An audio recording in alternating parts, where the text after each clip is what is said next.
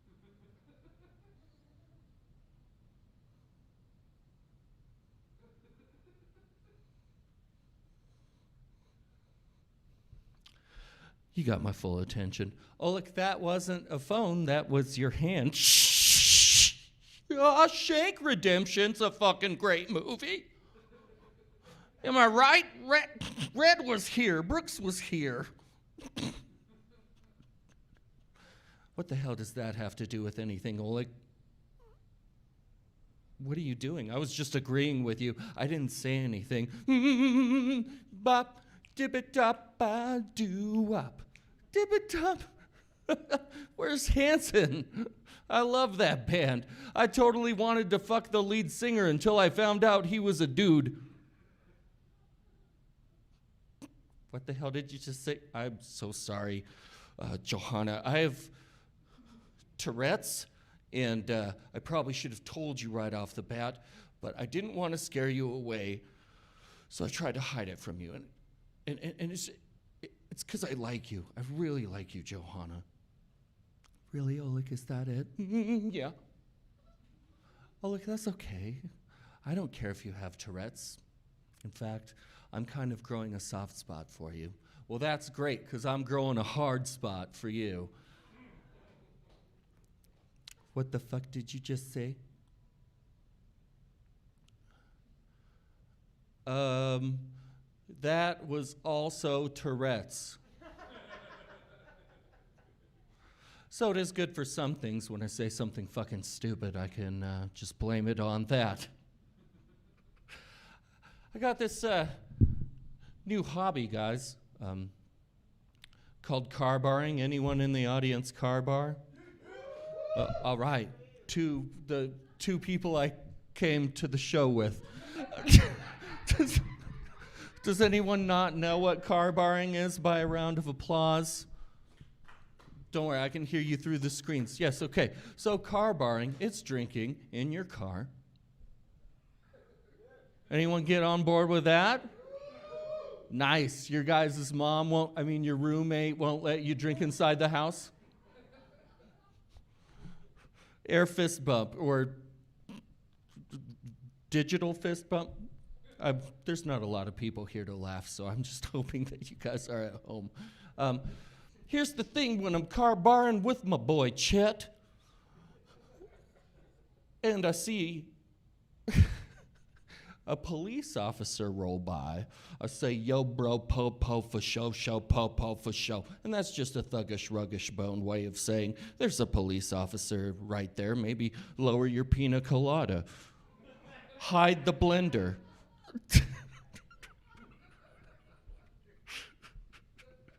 Well, there was this one time I was with my boy Chet, and I saw a Mormon police officer, and you're asking me, how did I know he was Mormon? He was on a bicycle. And he had a crow on his shoulder with poofy hair, and then my favorite Insane Clown Posse song came on the radio, and I said, yo, bro, po for show, momo po for show, crow fro, oh hell no, juggalo radio for show, drink some Fago, where the magnets come from, I don't know for show, bro, for show. Seriously though, Chet, put your fucking drink down, there's a cop right there. And that's the stupidest joke I've ever written.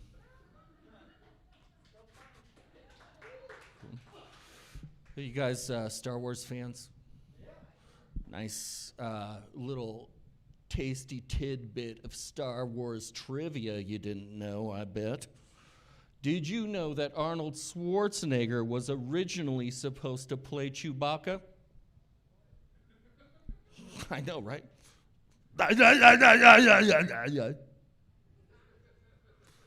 Okay, that is the stupidest joke I've ever written. I'm sorry. Guys, are you ready for your next comedian who's coming up on the stage? Okay. You know what the 6 people in this fucking place are? Are you at home? This guy's one of my favorite comedians. When I first started, I was a huge fan. I watched him for a while, and I finally got the balls to come up to him and say hi. And I said, I love your stuff. I would also like to be a comedian. Do you have any advice for me? And he said, what you need to do is move in with your mom, huff a bunch of dust off, and watch tons of sports. And I looked him right in the eyes, and I'm like, I have to fucking watch sports? Give it up for Moondeck Clementstein.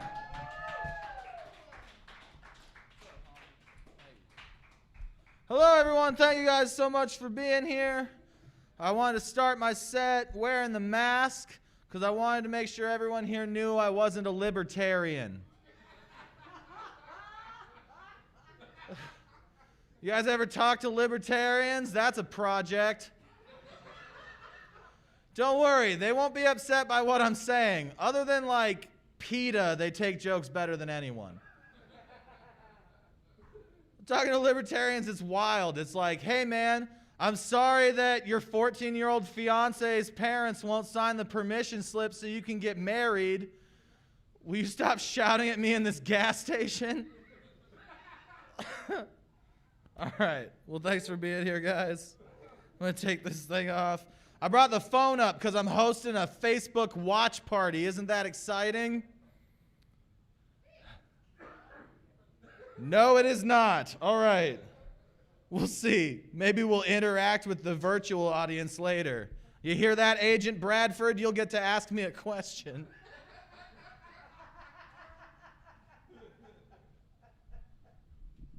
Thank you guys so much for being here. I really appreciate it.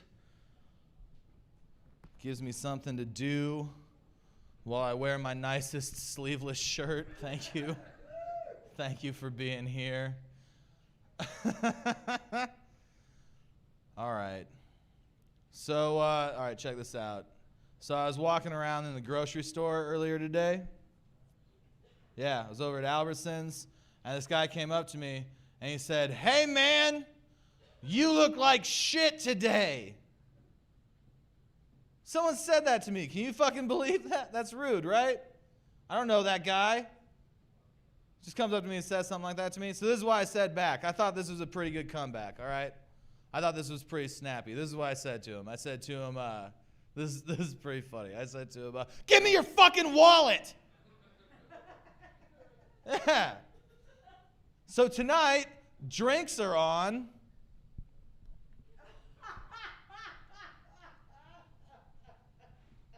Carl Scott Fisher of Winchester, Idaho. Long way.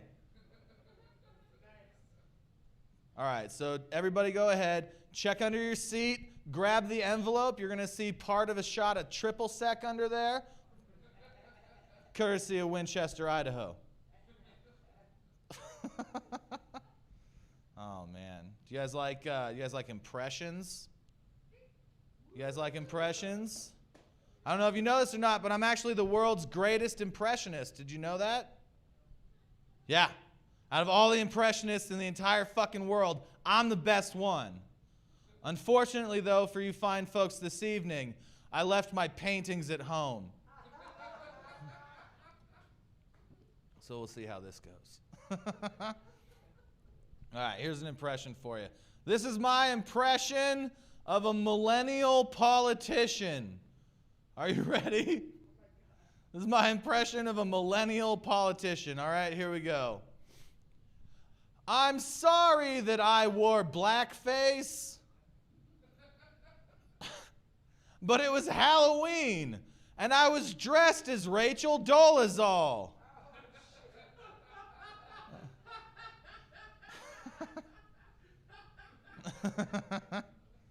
Yeah.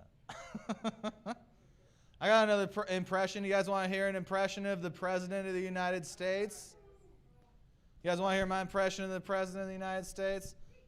By a round of Trump that bitch. Who wants to hear my impression? Trump that bitch. All right. Here we go. Here's my impression of the President of the United States.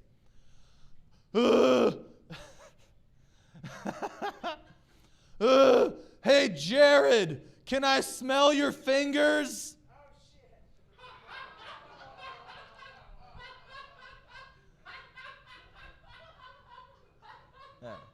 You know, because he wants to fuck his own daughter. Isn't that weird? How, like, the President of the United States just openly wants to fuck his own daughter, and he just Keeps getting to spend every morning sitting in the Oval Office, whacking off to that picture of her sitting on his lap in In Touch magazine. No, I'm the only one that's not a fan of that. Good for you guys. I think it's weird. I think that's why Eric Trump is so weird. Because Donald used to dress him up like Ivanka before he'd molest him. Oh, I'm sorry. I didn't realize Eric Trump was such a sympathetic figure. Well, you can't molest Don Jr. That's the namesake. He's got to be able to look you in the eye when he shakes your hand. That's the art of the deal.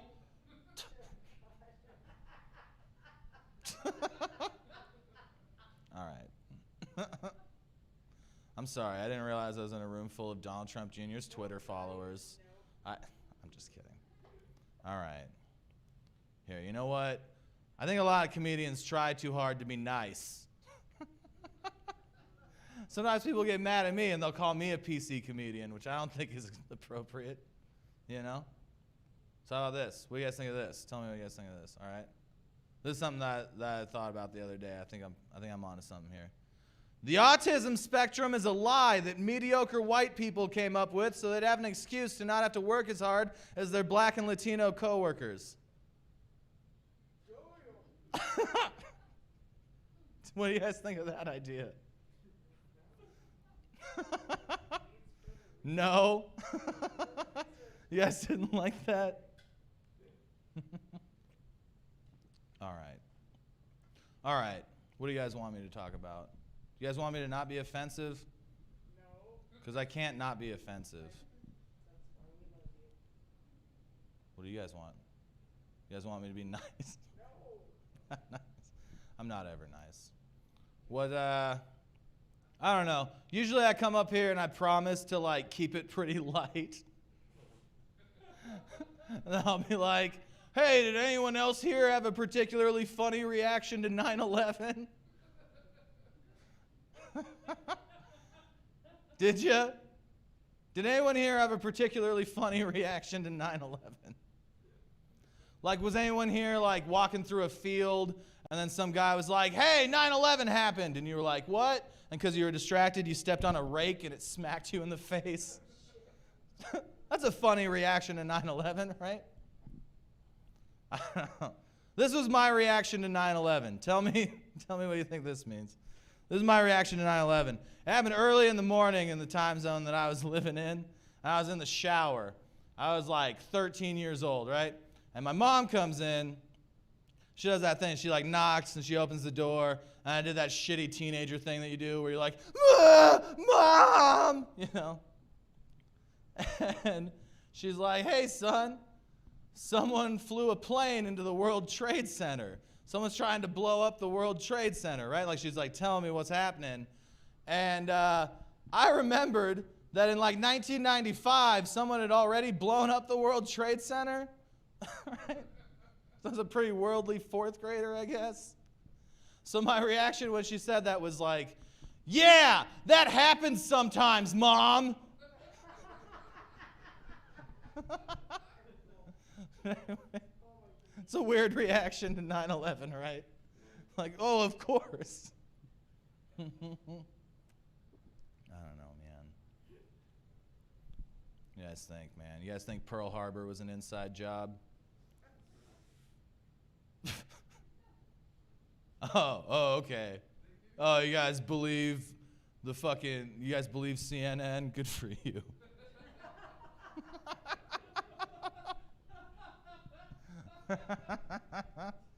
That's what it's going to sound like in 20 years. Just kidding. There's not going to be an in 20 years. Where do you guys see yourself in 5 years? Best case scenario. Anybody? Best case scenario, I see myself trying to protect Seth Meyers in the shower at Guantanamo Bay.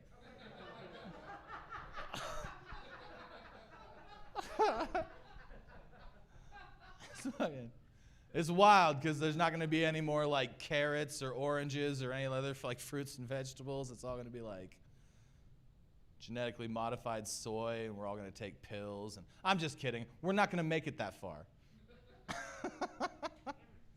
We're not going to make it that far.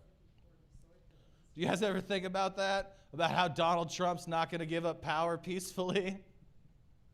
And then, like, do you hear these people that are like, that think voting's going to save us? Where do you think Donald Trump came from? Why can't people just understand that, like, at least half of the country is racist and like a quarter of them want to fuck children? When are people going to realize? There's no hope. You think voting? What do you think's going to happen in the election? What do you guys think's going to happen in the election? Do you guys think Biden's going to win? Answer me! You guys think Biden's going to win? Can you imagine believing in a politician? It's preposterous. Biden's not going to win. You know what's going to happen when they get the election results? Trump's going to be like, 560 million Americans voted for me. We're going to be like, there's like 360 million people in this country. And he's going to be like, yeah, the other 200 million illegally voted for Hillary. And we're going to be like, that doesn't make sense. And then he's going to be like, yeah, I didn't lose. And then they're going to be like, no, you did lose. And then fucking, it's going to be up to what? Nancy Pelosi to go up there and be like, hey, Donald, you got to concede now, and like pull him out by his earlobe. Do you think that's going to happen? That's not going to happen. Nancy Pelosi's going to be like, I'll pray for you. And then the Democrats will shrug. They'll be like, we did all we could. Because they take bribes from the same people.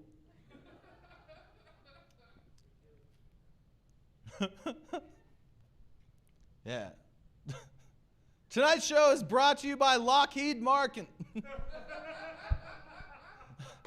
Tonight's show is brought to you by Lockheed Martin. Lockheed Martin. Trump will be out of office just as soon as we figure out he never pays his contractors.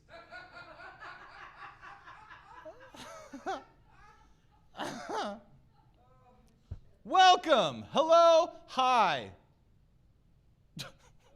He didn't like that. They were like, you don't have to welcome me right now.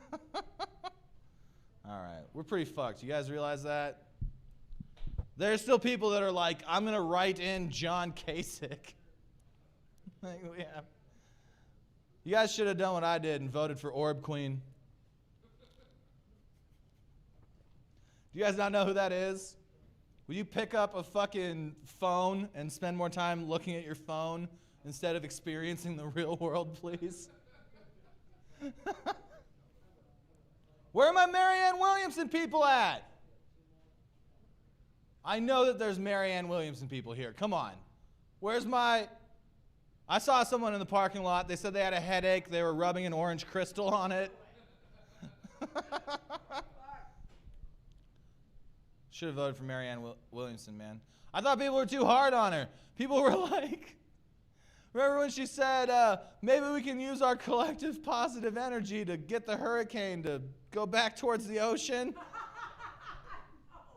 And I know that sounds really dumb, but for as an atheist, I need you to understand that that does not sound markedly dumber than saying we're going to pray something away. It's not different. Obama would be like, I inform my decisions with scripture. And it's like, oh, is that why you fucking fly all those drones over to the Middle East and saw all those children in half? What? Oh, I'm sorry, like I fucking did it? It's the only bipartisan issue. Trump does it. Obama does it. Bush does it. You know what? Say what you will about Obama and Bush. At least they killed the children they meant to. Trump's over here killing the wrong children. Can't collect his fucking Saudi Arabian blood money. It's sad. It's sad, really. It's sad. He takes his little Saudi Arabian checks down there to the Capital One. They won't cash them. He's killed the wrong kids. I always thought that was weird. Like, you ever hear people criticize Obama? They never criticize him for the right things, right? Like, he promised us for 8 years that he would close Guantanamo Bay. And I don't know if you know this or not, but Seth Meyers and I are about to meet Tupac Shakur. We're all going to be roommates. It's going to be real embarrassing for me as the least successful of the three. Even though I had the best hair and I'm the tallest. Yeah. I remember also when Obama, he didn't support gay marriage until after being reelected. Fuck him. Don't believe in him. People never criticize that shit, though. What do they criticize? They're like, he's a secret Muslim. You guys ever hear that? Obama's a Muslim. He's a secret Muslim. Where does he keep that secret? Under the mountain of dead children in Yemen? Is that where he keeps it? All right, you know what? Let's lighten it up in here. So the other day I was talking to my girlfriend. And what if I did that? What if I did like lame relationship humor, like the rest? Yeah, man, that's what's coming. Obama was born in Kenya. Really? No. What? He was born in Mozambique. What? I thought you said he was born in Kenya. That's just what the liberal media wants you to think. Do you ever talk to your neighbors? Not like my neighbors specifically, but like just people in Idaho. Don't avoid eye contact, motherfuckers. You ever do that? You ever talk to the other people that you live with? Here's my impression of the other people who live in Idaho. The Jews hid dinosaur bones there to trick you. Trick me into what? Into believing in dinosaurs. Well, how did they get the bones? They stole them from a prehistoric race of lizards. That's what they're like, man. And you just send your kids to school and hope that they're going to learn the fucking ABCs. Good luck with that. I'm just kidding. Your kids are totally going to get it. Send them to school. And by get it, I mean COVID-19. If they're lucky, that's all they get. Make sure your kid's nice to the weird kid, just in case. Let's solve gun control real quick, all right? And then we'll get out of here. Because you guys seem really sad. It's almost as if everything I've talked about is really sad. I wish I was a birthday clown. And then I could go out there and be like, hey, Timmy, you're 8 years old today. If you were in another country, you'd be making my iPhone. But here you are, just pissing all over yourself like a piece of shit. What was I talking about before that? Sorry. Oh, yeah, we're going to solve gun control. Of course it slipped my mind. Because it's like not that big of a deal. Here's what we do. All right, here's how we solve gun control. You can't have a gun if you fall under one of these three categories, all right? Number one, you can't have a gun if you're a pedophile, right? I think that the Catholic Church has proven that it has no right to have an army, right? Right? Okay? Because they fuck kids, and so do the Mormons and the Scientologists and the Baptists. Anyway. They're never going to stop because you keep giving them money for more lawyers. Anyway. All right, here, number two. You can't have a gun if you beat up on women and children, right? That's not appropriate. If you do that, you're probably going to shoot up some fucking Walmart and quote the president in your manifesto like that guy did in Odessa, Texas. And then number three, you can't have a gun if you look like McLovin from Superbad. Unless you can prove in front of a jury of 12 of your peers that you've helped another person achieve orgasm within the last 3 years. And if you can't fucking do that, you're going to have to shoot up the Shopko with a slingshot. All right, well.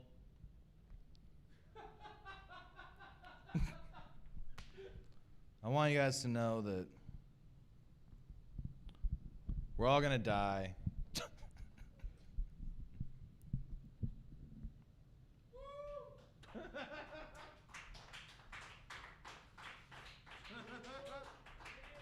Give them money. Moondeck Clemenstein, everybody. Guys, give him a big round of applause. He did an excellent job. And also, 2 days ago, it was his 16th birthday. He just turned 16. He is... Guys, we're going to have a little word from our sponsors or a little break. And then after this, we're going to have one of my favorite local musicians, John Hesh, coming up. So stay tuned. We'll see you in just a little bit.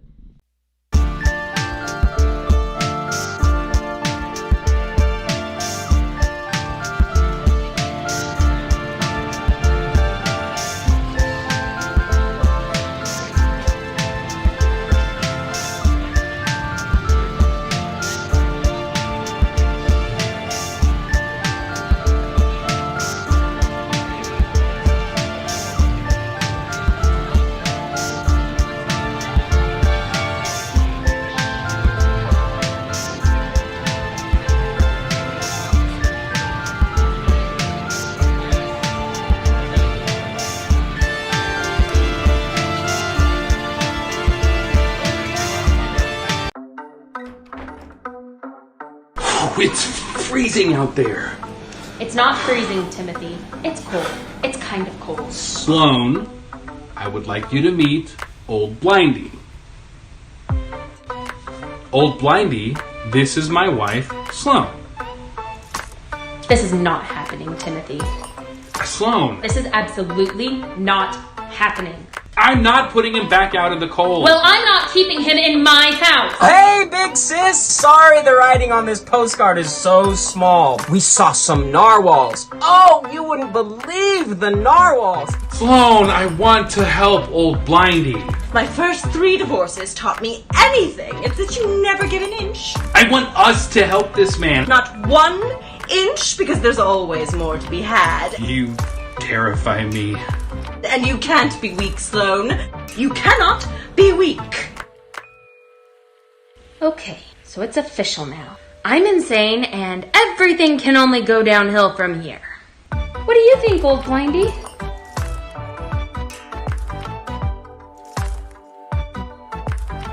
But anyway, I had everything packed up for the move to the lake house. You visit. It's so modern. Clean lines. Everything's simple. Life really does have to be about simplicity. Simplicity is nature's wrinkle.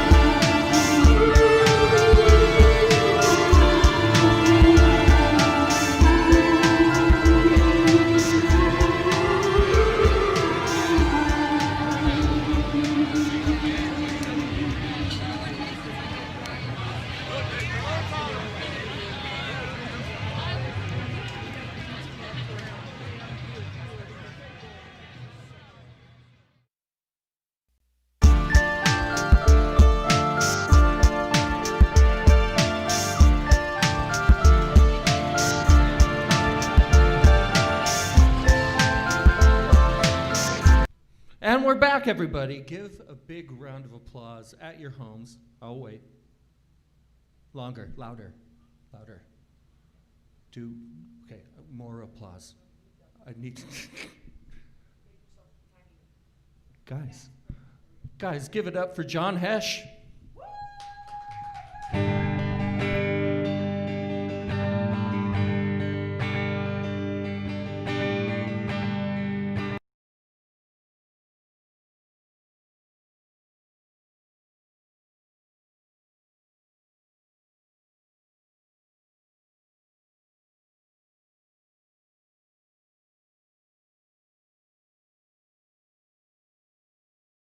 Shadows everywhere.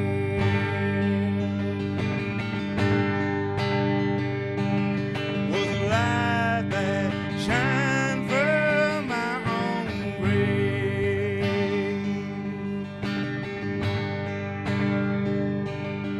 That laid me back down in your cave. Yeah.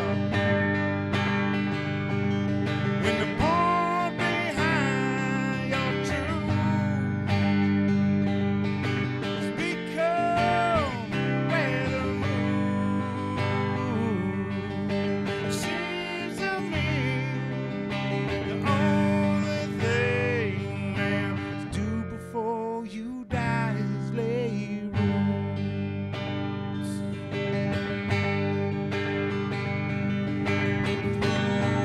Yourself and the world you walk.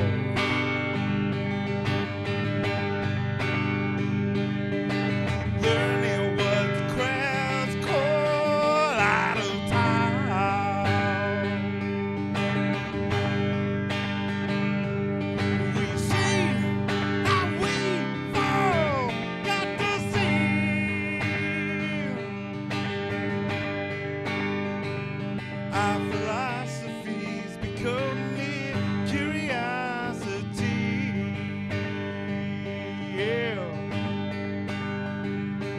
So when the born behind your truth has become rather moved, yeah. It seems to me the only thing, man, to do before you die is lay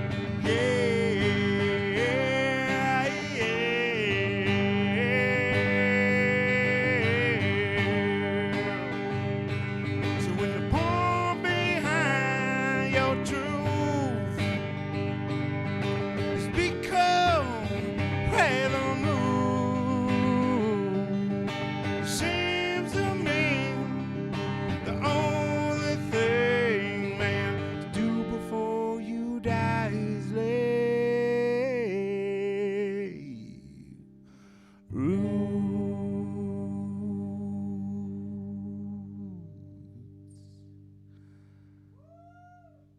Thank you, both of you. There was like 6 people when Oleg was telling jokes, but now that I'm here, it's like 2.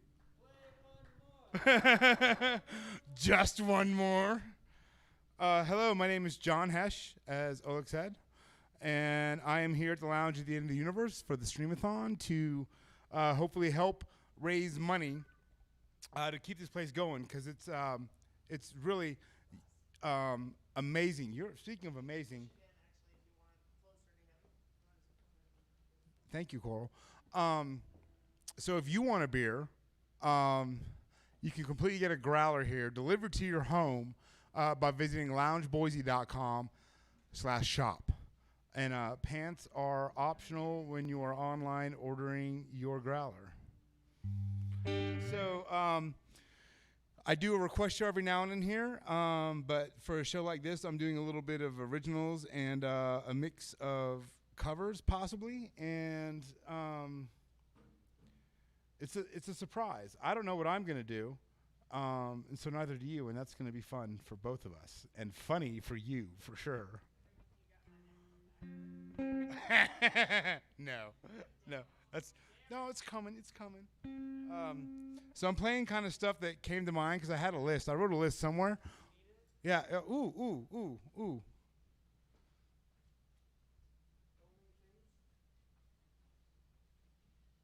So Only Things was what I was going to play next, but now that I've already put the capo on my guitar, I'm just going to put this in my back pocket and look at it in a second, and I'm going to do this other cover song, this cover song, which is cheesy. You know, there's nothing wrong with cheesy.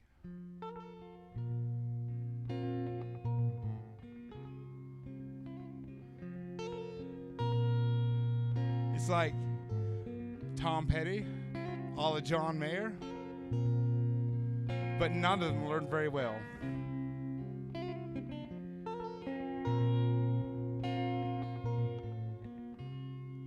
Well, she's a good girl, loves her mama, loves Jesus and America too. And she's a good girl, she's crazy about Elvis, loves horses and a boyfriend too.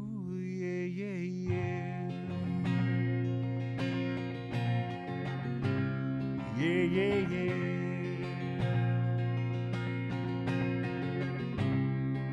So it's a long day living in Reseda. There's a freeway running through the yard, and I'm a bad boy 'cause I don't even miss her. Yeah, I'm a bad boy for breaking her heart. And I'm free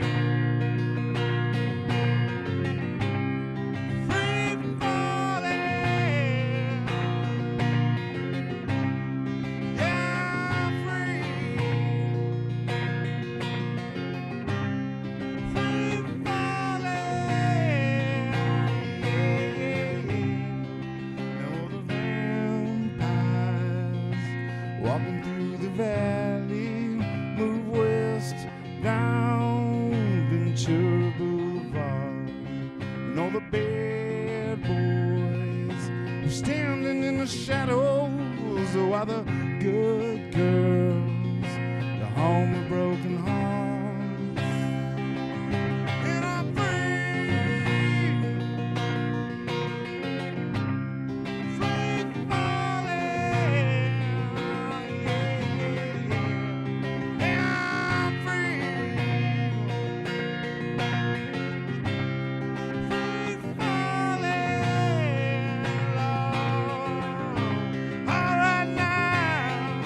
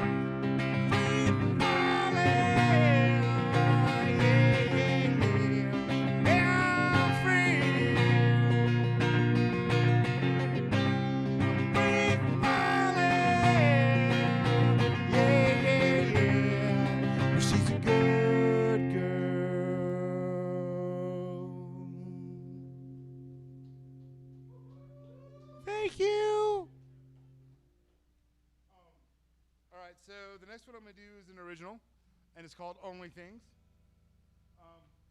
And it has all the things a song should have. Songs about, like, having kids, and Superman's in it, and great crap like that. So I hope you enjoy it.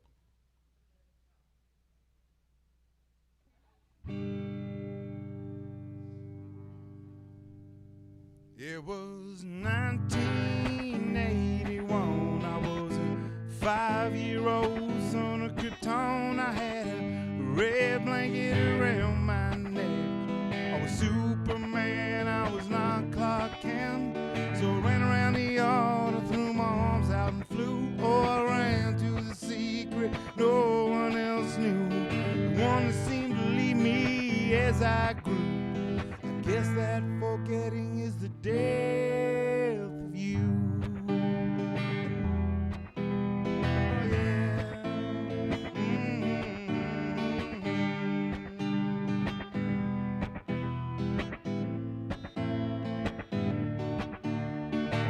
I sailed the ocean in 2001. I was a 25-year-old son of a gun. I had a 50 cal. I wore a uniform. I smoked a lot of cigarettes, drank a whole lot of rum. Then my son was born on an autumn day. The moment I held him, everything changed. Felt that old secret that I thought had gone. Reminded me all I ever knew was wrong. Oh yeah, oh Lord, don't I know? Oh yeah, so tell my son to leave his blanket on, hold his arms out, and he'll fly when he runs. Sometimes those things that we told ain't real. They're the only things we may ever feel. Oh Lord, don't I know? Oh yeah. Now we're out told we can be superstars, get rich, playing ball or singing, play guitar. Hey, wait, that's me. Darling, I can't sing.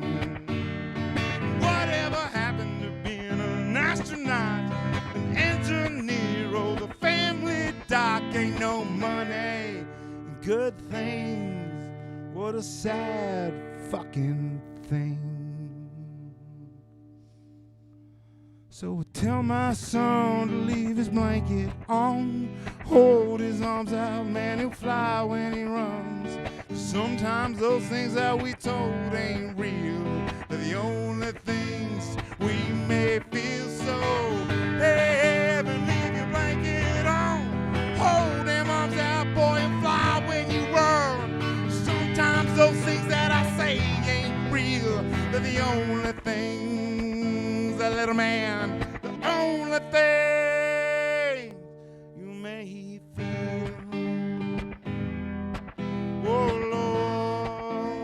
Oh Lord, don't I know? Oh yeah, yeah.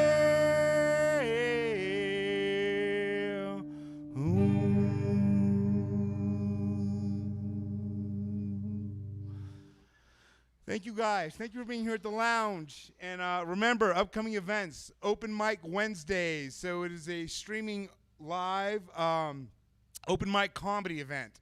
So please tune in and check it out. It's funny, dude. They really are funny. Is Oleg here? Oleg, yeah. They're funnier than Oleg, man. I'm just kidding. I love Oleg. I saw him at the Liquid like, I don't know, 3 years ago, and he had me on the floor. It was great. And also, Lyric and Friends is hosting a show on Friday, September 4th, so please tune in. And from there, I'm gonna keep going on. Where's my secret little piece of paper at? Somewhere.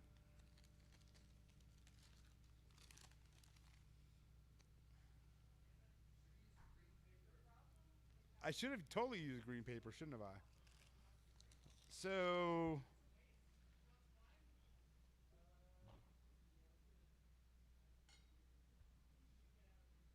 This is an original. It's called Western Analytic because I don't have a better title for it. And it's a song about absolute nonsense. Go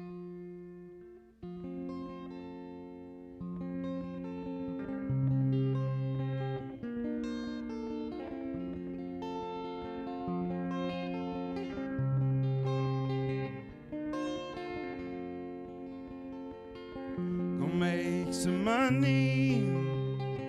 Go find a honey. In the end, they said it's all I need. So that was the fashion of all my passions. In the end, nothing ever came my way.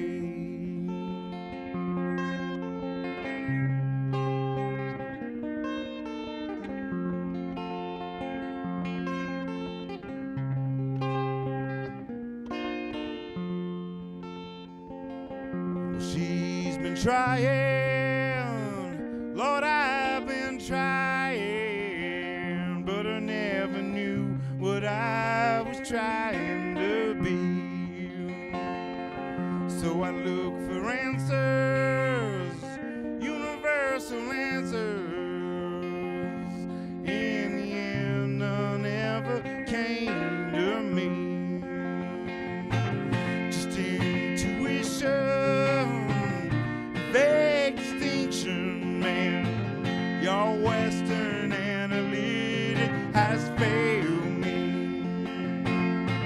So keep your Godhead and you can keep your science. Don't lay no universal down on me. 'Cause you ain't got the words that ever define me. Yeah, yeah.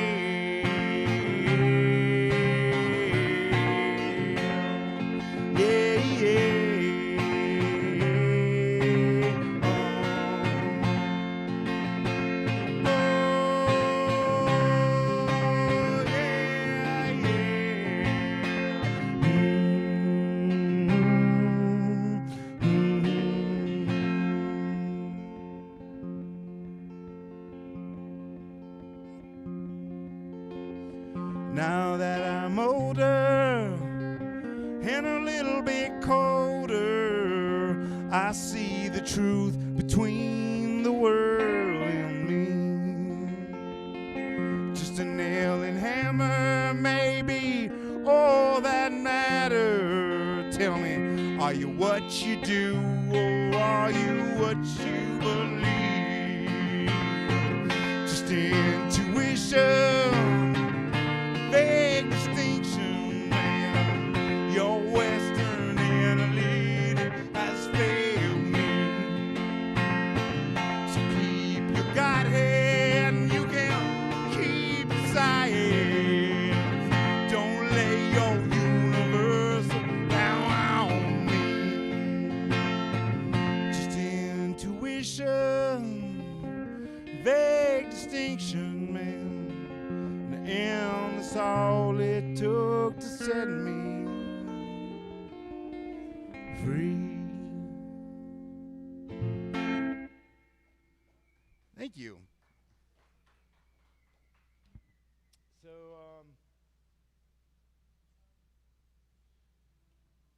I'm just going to keep it right here and do another one that sounds relatively the same, but it's easier for me.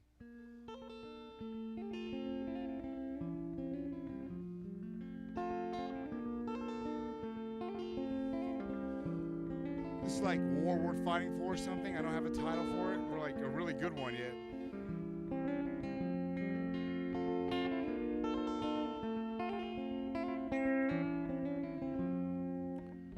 You fell from on high on my cold winter night.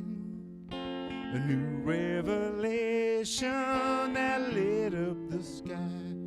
I knew what I seen, but I didn't know why.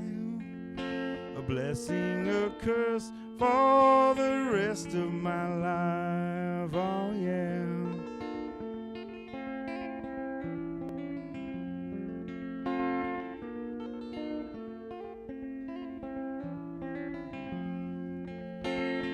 all these excuses, they lay on my floor. Each left my body bloodied and scored.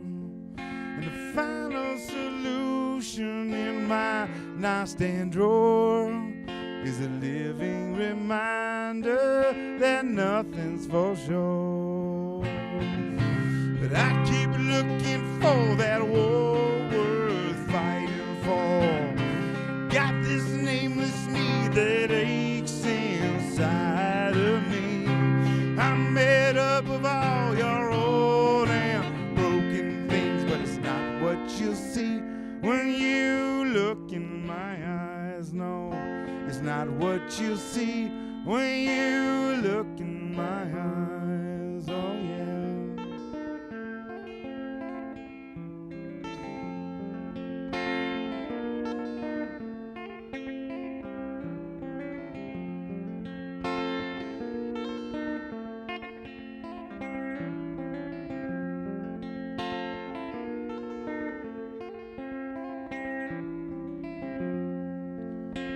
All these illusions still lay on my floor.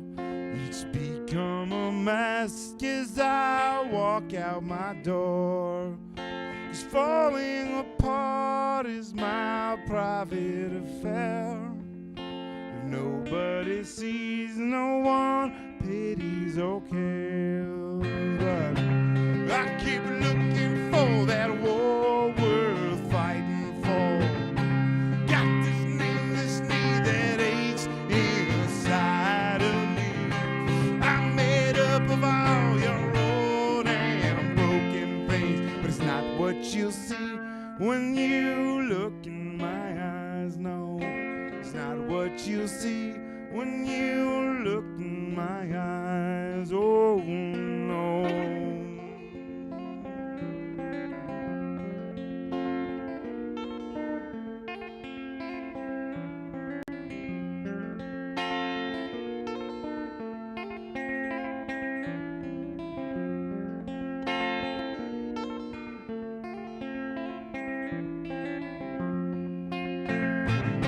The revelation on his cold and broken life left this aching need that burns behind my eyes. God, there's got to be some war worth fighting for, but it's not what I see when I look in their eyes. It's not what I see when I look in your eyes.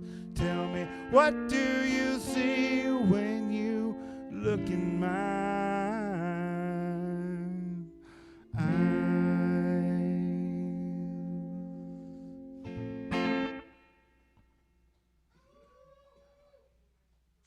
Hey, thank you. Thank you very much. Oh, look, I really do feel bad about that jibe, and I'm sorry. Do you forgive me? Okay. Good. You shouldn't.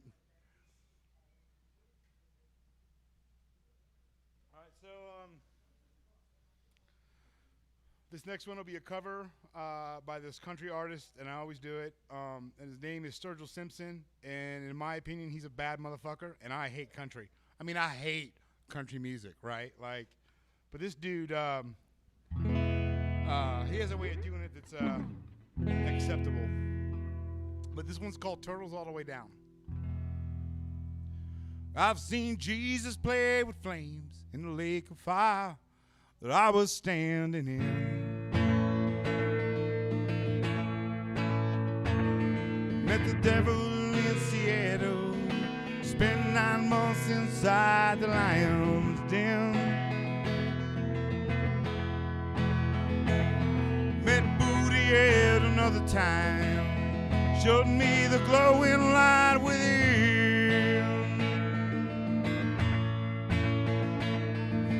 But I swear that God is there every time I glare into the eyes of my best friend.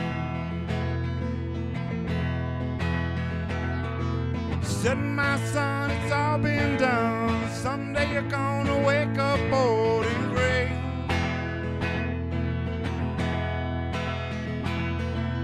So go out and have some fun, showing one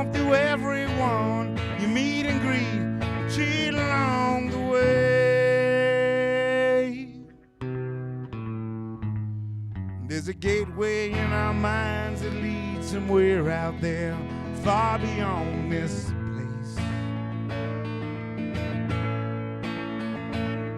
Well, reptile aliens made of light cut you open and pull out all your pain. Well, tell me how you make it legal, something that we all make in our brain. Some say you might go crazy, Lord, then again, it might make you go insane. Every time I take a look inside that old and fabled book, I'm blinded and reminded of the pain caused by some old man in the sky.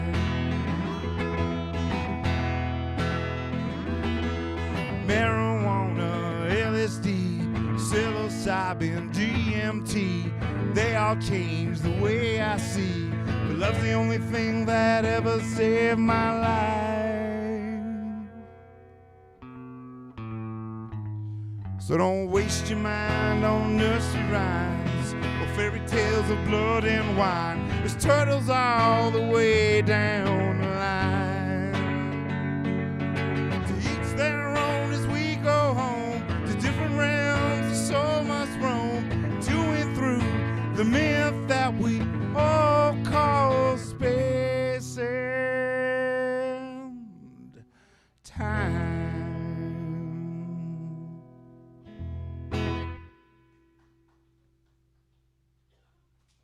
So thank you. And everybody out there watching, please remember, donate to the lounge. Let's keep this going. The more we keep this going, the better off Boise's going to be. And, you know, they're working on trying to share this stuff regionally with different areas and different cities so we can spread it. You know, it's the pandemic. Maybe we can do something new for a change, right? I mean, but, it's up to us. And we probably won't do it, but whatever.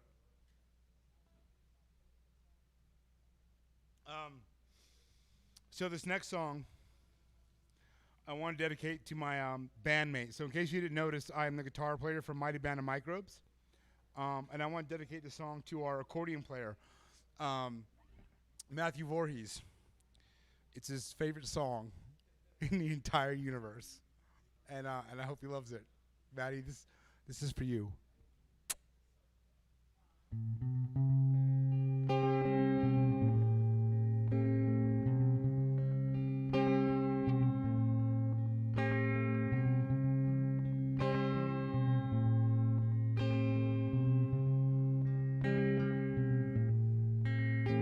Well, I heard there was a secret chord David played, man, it pleased the Lord. But you don't really care for music, do you? Well, it goes like this: the fourth, the fifth, the minor fourth, and the major lift, and the baffled king composing hallelujah, hallelujah, hallelujah, hallelujah, hallelujah.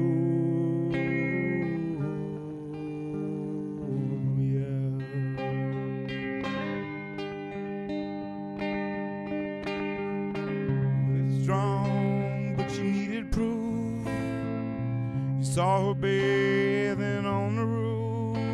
Well, her beauty in the moonlight overthrew you. Well, she tied you to her kitchen chair, then she broke your throne, man. She cut your hair from your lips. She drew that hallelujah. Hallelujah, hallelujah, hallelujah, hallelujah.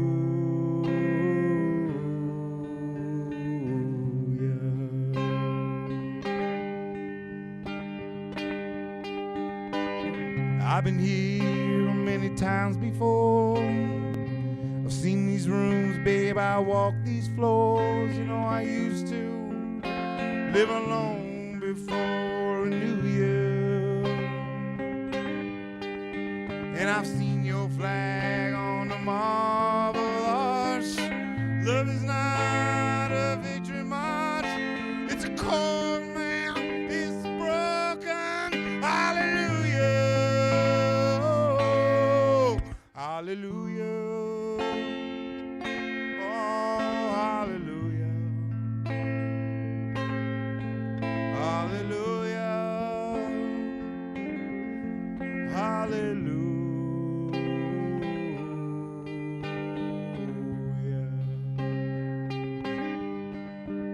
Remember where you let me know what was going on below. Yeah, but now you never show that to me, do you?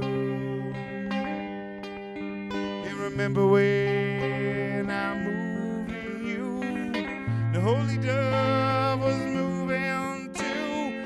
Every breath we drew was a hallelujah. Hallelujah.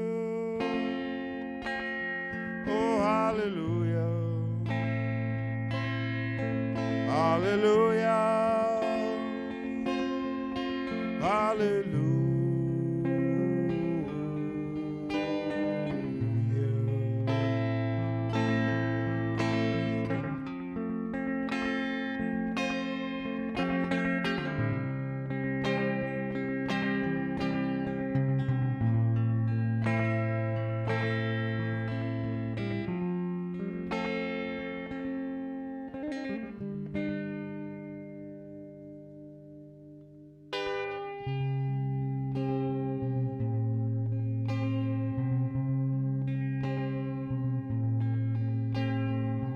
Maybe there's a God above, but all I've ever learned from love was how to shoot somebody who outdrew you.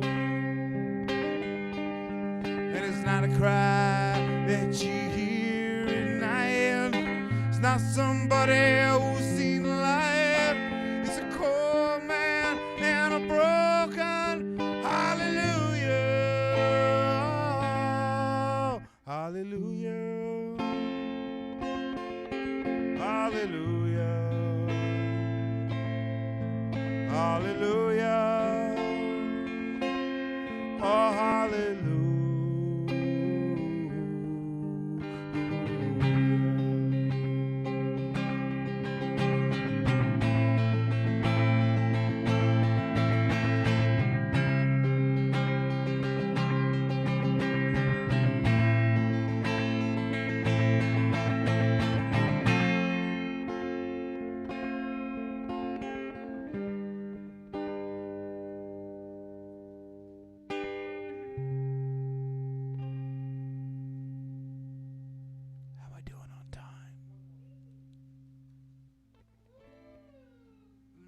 All right, so, what is the cure? I'm the disease. I don't know. I was gonna practice that one for night, Maddie, for you, and I just didn't get a chance to. I'll try this. So, Coral requested the cure.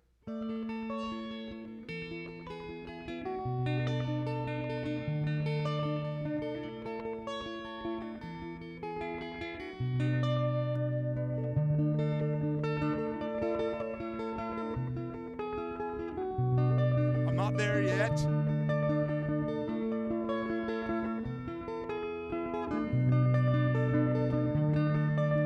Show me how you do that trick, the one that makes me scream, she said, the one that makes me laugh, she said, and threw her arms around my neck.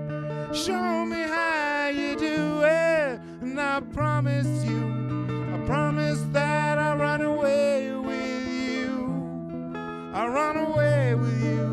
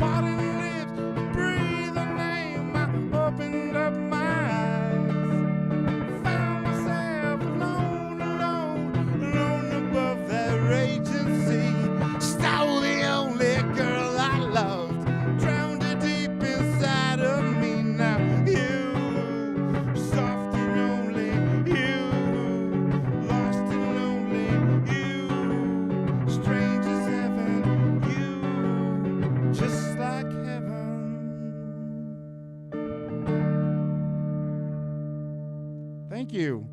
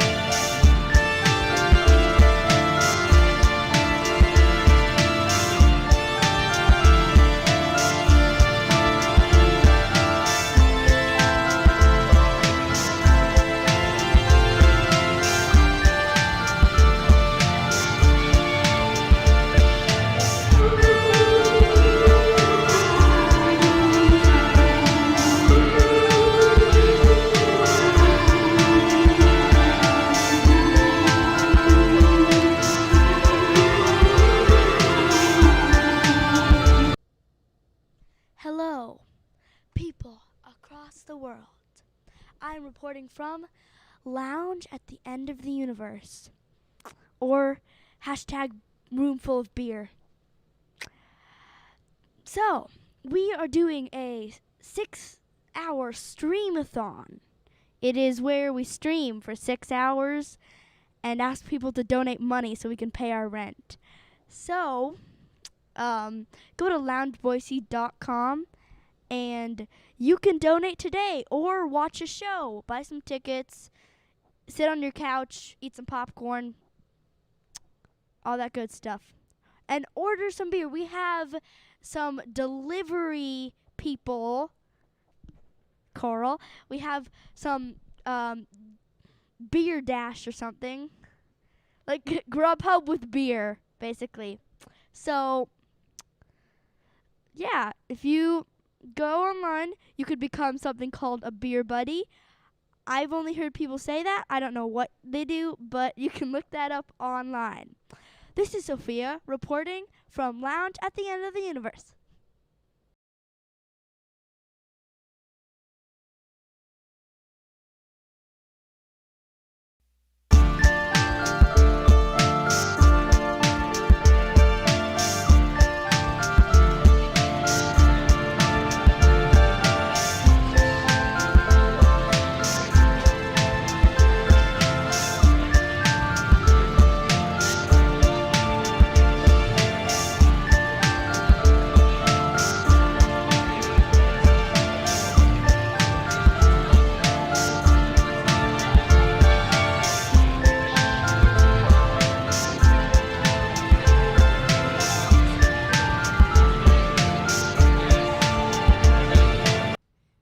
Guys, big round of applause for John Hesh. That was great, right?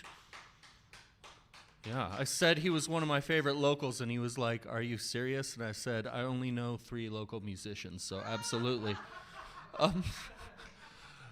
Guys, the Lounge at the End of the Universe used to have a once-a-month event that was always sold out called the Pun Slam. And this was a monthly event where anyone could enter, and people would pick out of a hat that I have, just like this, and a certain topic, and they would take 2 minutes to write as many puns as they could, and then they'd go back up on stage and compete for a prize. This prize today, because we have enough comics here, that we're going to give you a little snippet of what it's like, without 150 people in the audience. But yeah, actually, we're going to do this. It's a sign that says, "Life is a peach," or "One in a melon," because those are puns. Also,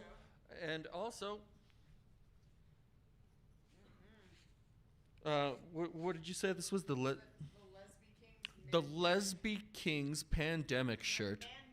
Mandemic. Which is much worse than a pandemic. It's actually better. I'm part of it. Okay, this way. I told you. Oh, and this doesn't even work. Okay. It's all right. Those were shitty topics anyway. So, guys, we have some comics up in the audience who are going to pick So first, we're going to have Jen come up and pick a topic. First, let's put all the topics that you dropped back into the damn thing. All right, and then we'll talk about how the fact that... Those were the bad ones. I threw those out on purpose.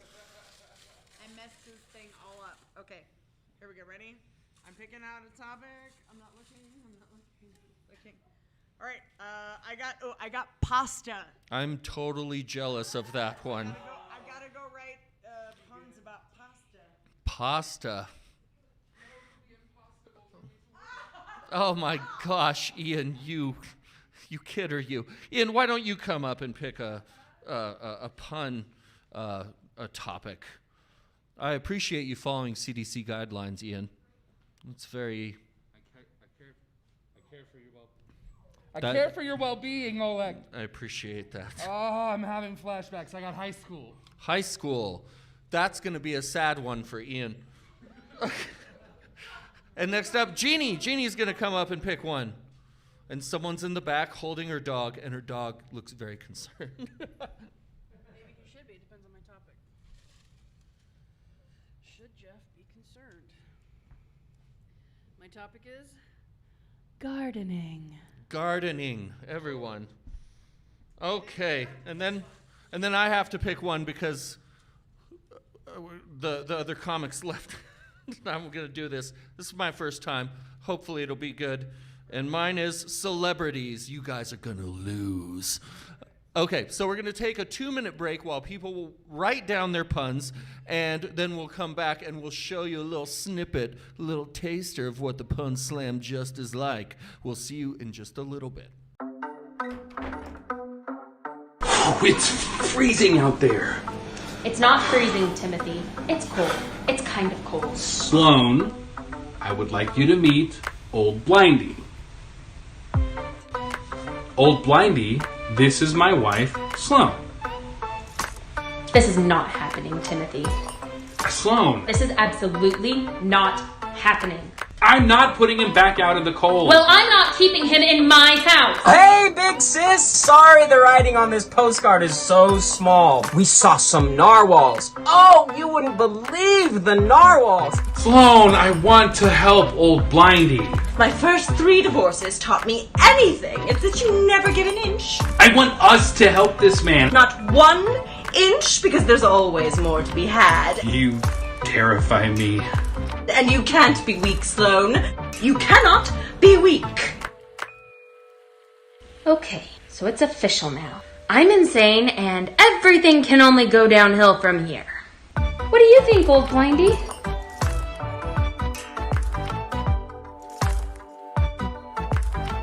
But anyway, I had everything packed up for the move to the lake house. You visit. It's so modern. Clean lines. Everything's simple.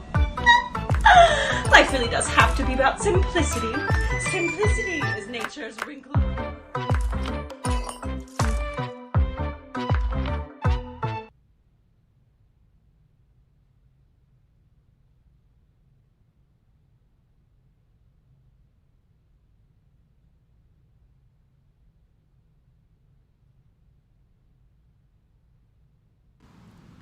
Hey, it's Tiffany Eller from the Idaho Pun Slam / I am also the marketing director for Opal Theater Company, and both of those things are usually housed at the Lounge at the End of the Universe at the GEM Center for the Arts. And tonight we wanted to bring you another Pun Slam, but unfortunately I can't be there tonight for project reasons. I just have so much going on with digital theater since we can't be at the Lounge that I can't be there tonight to host, but I'm leaving you in good hands with Jen, as I'm sure you already know, and I hope you guys have a blast at tonight's Idaho Pun Slam virtual edition. Go Lounge, save the Lounge. We love you. Miss you, Jen.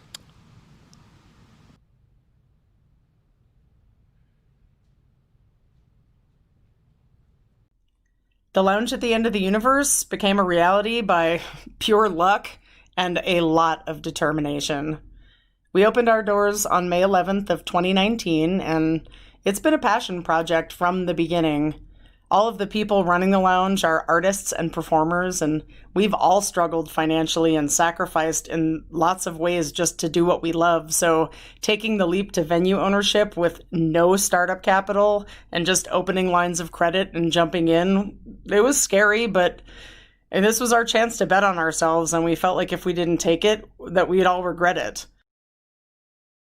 What's unique about the lounge is that it's a gallery, performance space, and community center, and a lot of collaboration takes place between the artists and patrons across all kinds of mediums.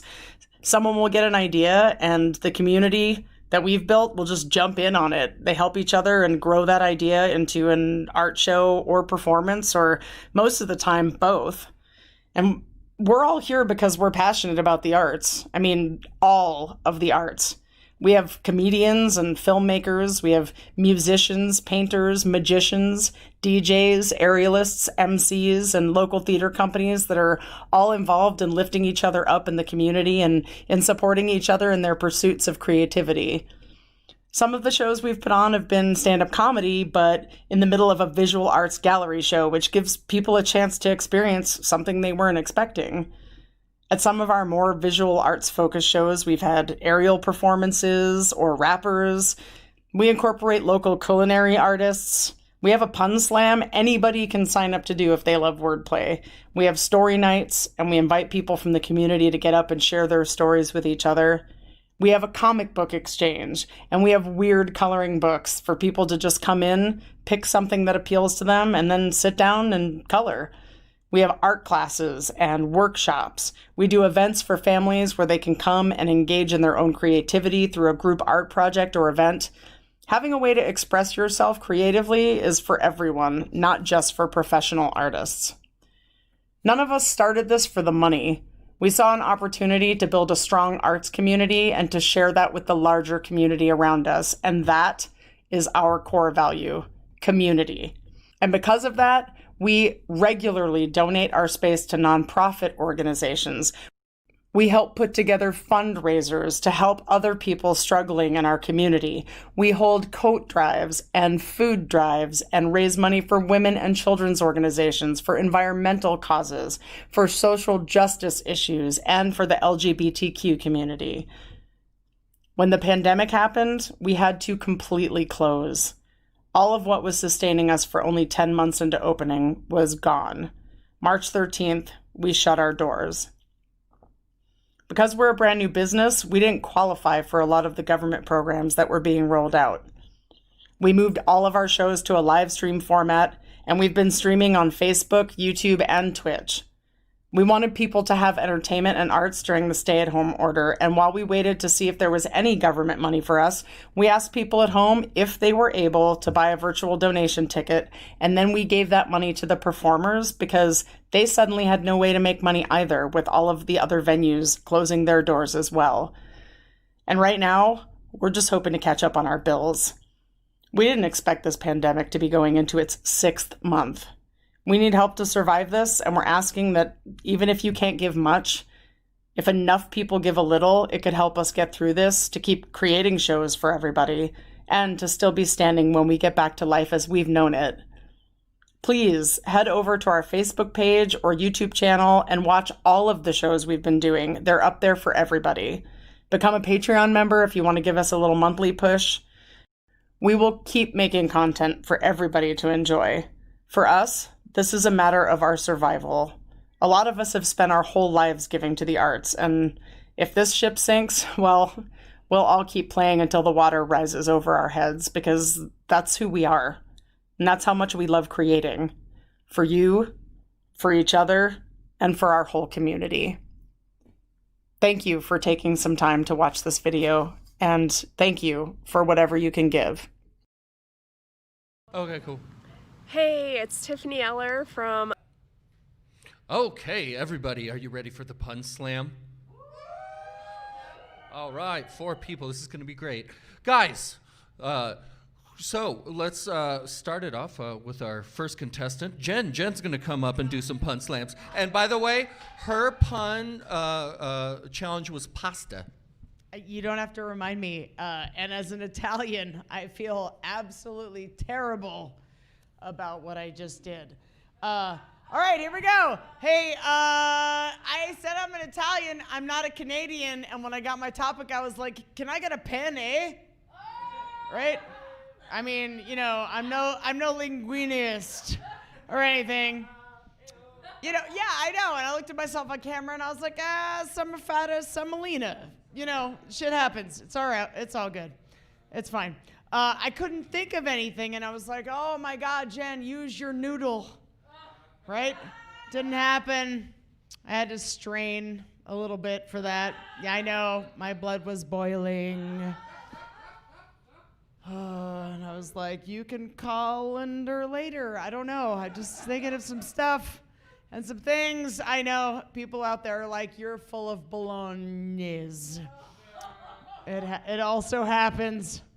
Yeah, I think that was all the puns I actually had. Oh, man, Nagati. That's terrible. All right, well, I'm going to go brush my angel hair now. That's it. That's all I have. All right, you got to bring up the next person. That's how this shit works. Jen, she did it. Pasta la vista. Fuck yeah. Okay. All right, guys. The next person coming up, their theme is high school. So give it up for Ian.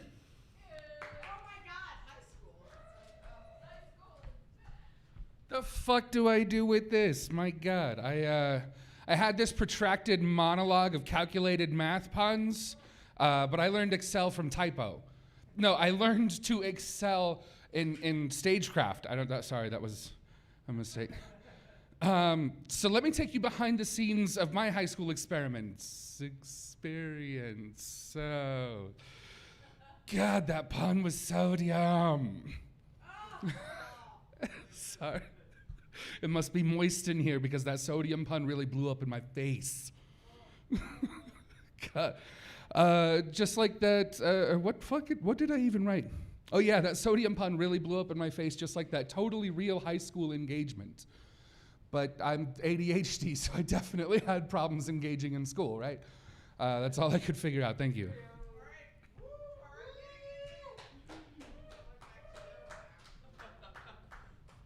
All right, Ian, give it up. High school, that was great. All right. Our next contestant, Jeannie's going to come up with your dog, right? Yeah. All right, and yes, and your theme is gardening. All right, give it up for Jeannie.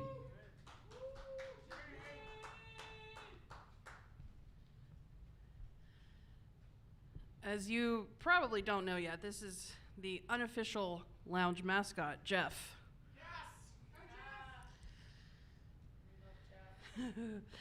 So I was gonna quit gardening, but I decided it was just too premature to throw in the trowel. But when I told my gardening club that I decided not to quit and to stay, they almost soiled themselves. That's a nice way of saying they almost wet their plants. Oh yeah. So I was like, yeah, guys, we're gonna have a dance party. We're gonna turn up the volume. But you know, we got neighbors, so try to remain calm. Yeah. What this all boils down to is, am I a slut for gardening? Huh? What am I gonna say?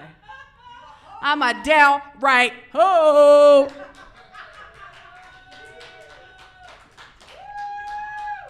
All right, give it up for Jeannie. All right, the next contestant is Oleg. Give it up for him, and his theme is celebrities. Thank you. It's mine's celebrities. So, you guys ever hear why Whitney Houston's closet was so big? because she will always love shoes. Speaking of Whitney Houston, you know there's a Polish version of Bobby Brown named Bobby Brownski. One of my favorite songs of his is It's My Pierogi-ative.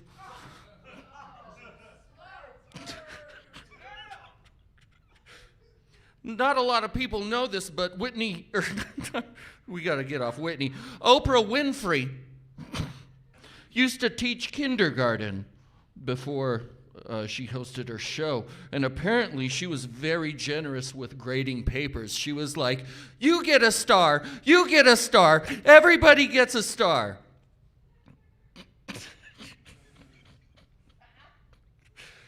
You guys ever hear about RuPaul's Drag Race? Yeah, she got in an accident. She's okay, everybody. It is wonderful. RuPaul is a treasure. This is so bad. Did you guys hear that Rachel Ray just went blind?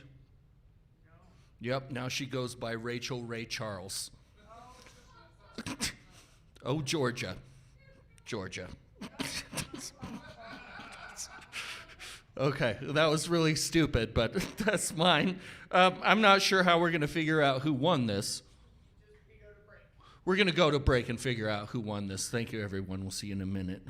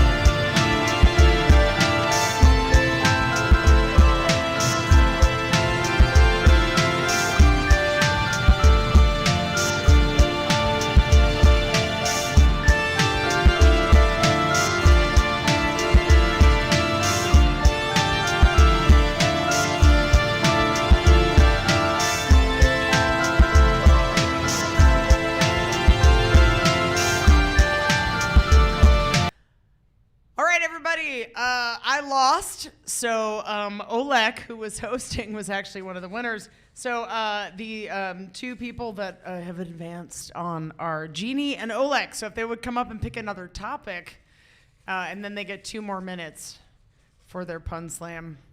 All right, Oleg, you got to tell everybody what you got. Dogs. Oh! What's up, dogs? All right, and Jeannie. I got Pirates. Pirates? That's arguably amazing. All right, I know, I'm sorry. Okay, and we will be right back after whatever commercial message Coral decides to go to. Maybe it'll be a pun slam, maybe it won't be. I don't know. We'll see what happens.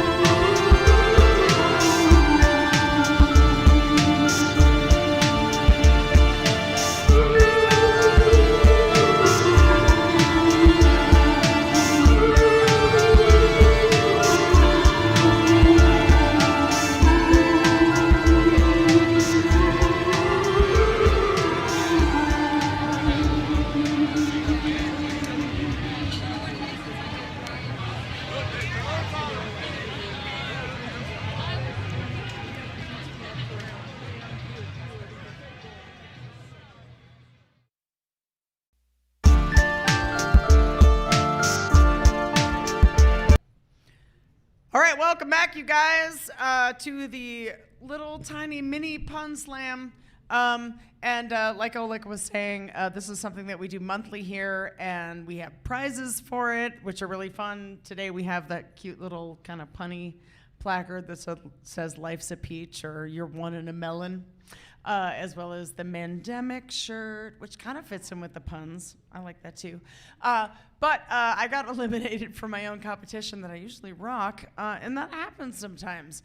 And what's cool about the Pun Slam is that anybody can join it. So tonight, our finalists are, what's happening? What do you know knowing?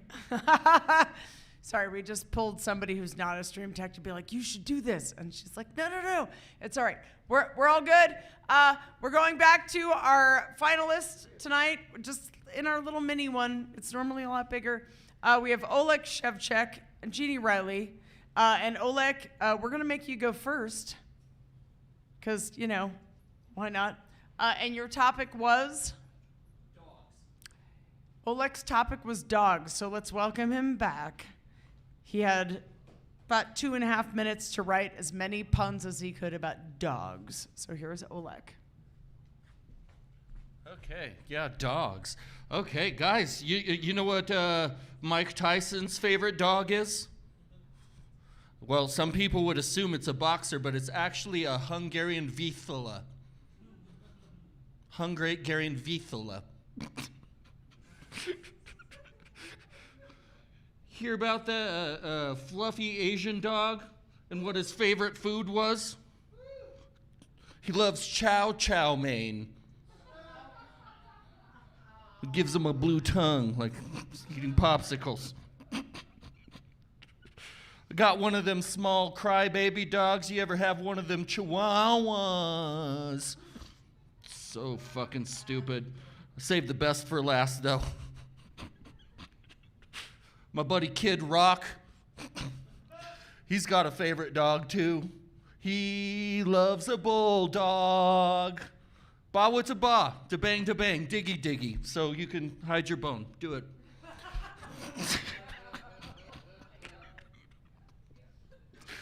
I appreciate you giving the dog a bone. I'm done. That was terrible, but thank you. That's really great when the contestant can't wait to get off the stage, can't wait for the host to get back on the stage. That's okay, though, because we have Jeannie Riley, and your topic was? Pirates. Jeannie Riley coming up with pirates. And also Jefferson on a leash, which you're going to have to lift up, otherwise I just sound like I'm insane talking about a person that doesn't exist. All right, here's Jeannie Riley. Her topic is pirates.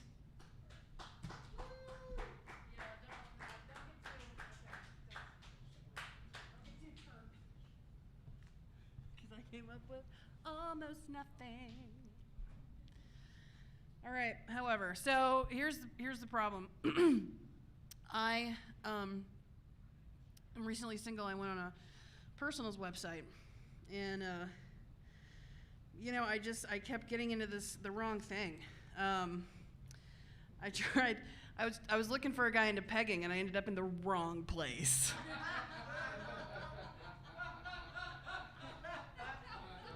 But I was in the right place because he was looking for a cracker. So very white. Yeah, it kept happening. Like, I Googled a recipe for tamales, and all I got was results for Somali pirates. Yeah, but I don't know. It might be too late for me. I'm hooked.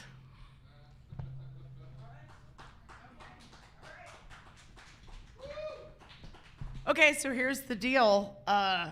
If you're watching, you get to vote, and then we give them the prizes that we mentioned, which are a Mandemic t-shirt, which is amazing, and then that really adorably punny thing that will eventually drive either one of them crazy when they put it on the refrigerator and then can't stand it after like a month. All right, we're going to go to some more commercial breaks, and then we'll be back with more Stream-a-thon. Please go to our GoFundMe page.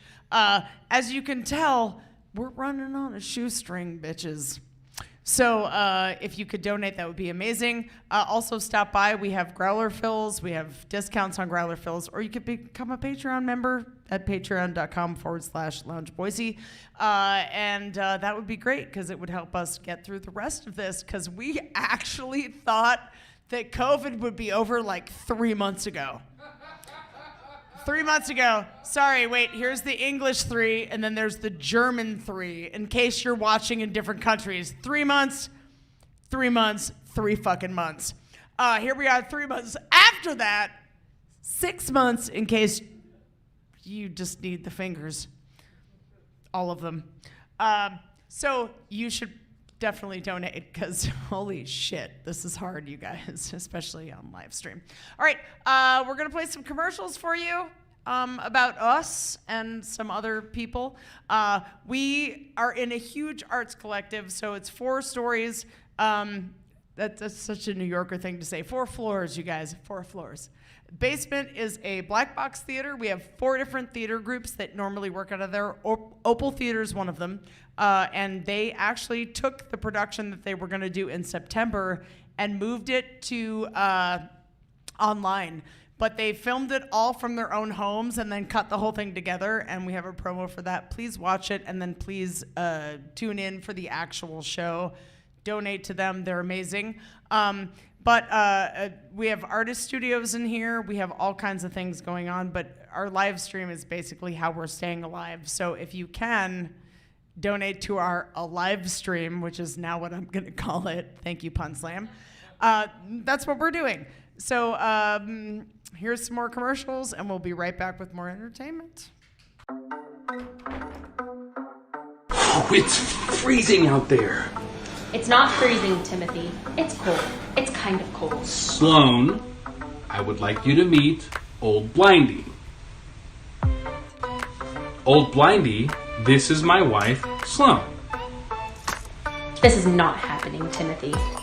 Sloan. This is absolutely not happening. I'm not putting him back out in the cold. Well, I'm not keeping him in my house. Hey, big sis! Sorry the writing on this postcard is so small. We saw some narwhals. Oh, you wouldn't believe the narwhals. Sloan, I want to help Old Blindy. My first 3 divorces taught me anything. It's that you never give an inch. I want us to help this man. Not 1 inch, because there's always more to be had. You terrify me. And you can't be weak, Sloan. You cannot be weak. Okay, so it's official now. I'm insane, and everything can only go downhill from here. What do you think, Old Blindy?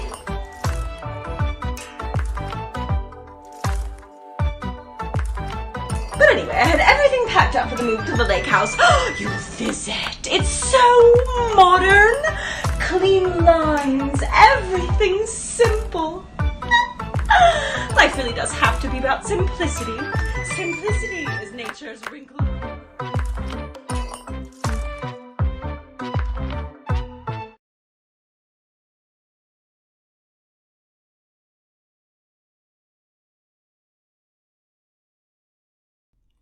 The Lounge at the End of the Universe became a reality by pure luck and a lot of determination. We opened our doors on May 11th of 2019, and it's been a passion project from the beginning. All of the people running the lounge are artists and performers, and we've all struggled financially and sacrificed in lots of ways just to do what we love. So taking the leap to venue ownership with no startup capital and just opening lines of credit and jumping in, it was scary, but this was our chance to bet on ourselves, and we felt like if we didn't take it, that we'd all regret it. What's unique about the lounge is that it's a gallery, performance space, and community center, and a lot of collaboration takes place between the artists and patrons across all kinds of mediums. Someone will get an idea, and the community that we've built will just jump in on it. They help each other and grow that idea into an art show or performance, or most of the time, both. And we're all here because we're passionate about the arts. I mean, all of the arts. We have comedians and filmmakers, we have musicians, painters, magicians, DJs, aerialists, MCs, and local theater companies that are all involved in lifting each other up in the community and in supporting each other in their pursuits of creativity.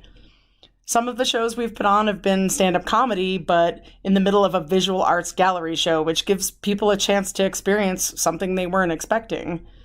At some of our more visual arts-focused shows, we've had aerial performances or rappers. We incorporate local culinary artists. We have a pun slam anybody can sign up to do if they love wordplay. We have story nights, and we invite people from the community to get up and share their stories with each other.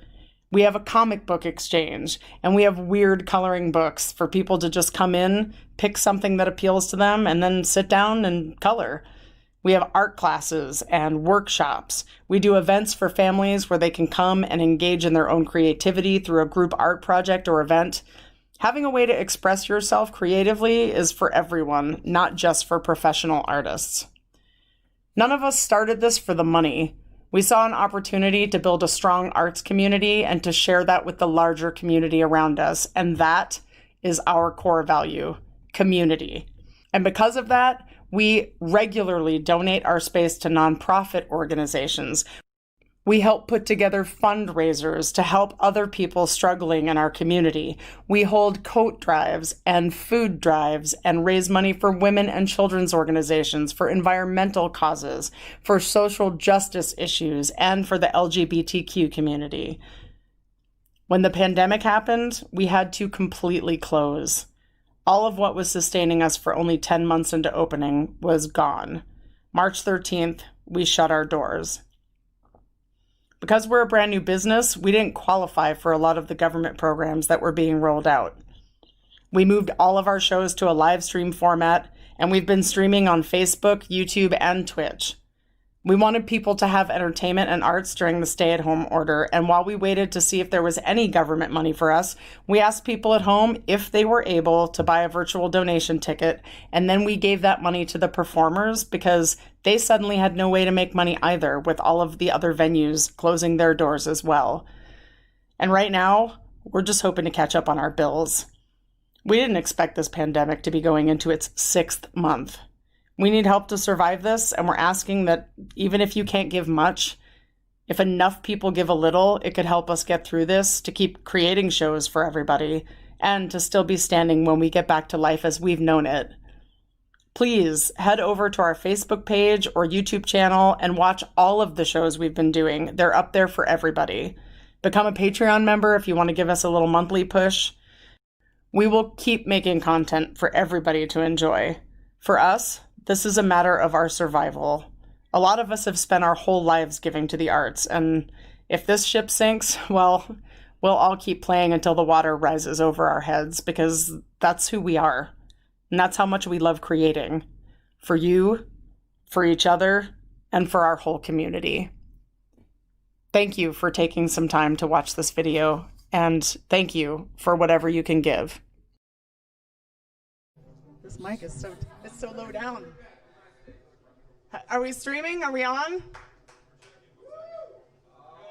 All right, we're online, everybody. Welcome to the Lounge at the End of the Universe, live stream style. This is the quarantine sessions. This is our first official one. I want to thank everybody who helped set it up. Just so everybody knows who's not here, the Lounge is closed to the public physically, but we're going to be streaming pretty much every night, and then we have some content we're going to be streaming every day. Thank you for tuning in. It is free to watch. However, we did post a virtual ticket link. That money goes to the artists because everybody's gigs are getting canceled, and there's not a lot out there right now, so we're trying to provide a space for people to still work, to still get their art out there, and just to be a part of the community again. And this community is activated, and it's fantastic, and it makes me happy. So please enjoy the entertainment, and if you're watching and you feel so inspired, click that link and buy a virtual ticket, and then watch the rest of the show. Thank you. Friend, because that is what America's all about. We're on? We're on? Okay. All right. If you ever want to see her again, you'll go to the overpass with $30,000 in unmarked bills.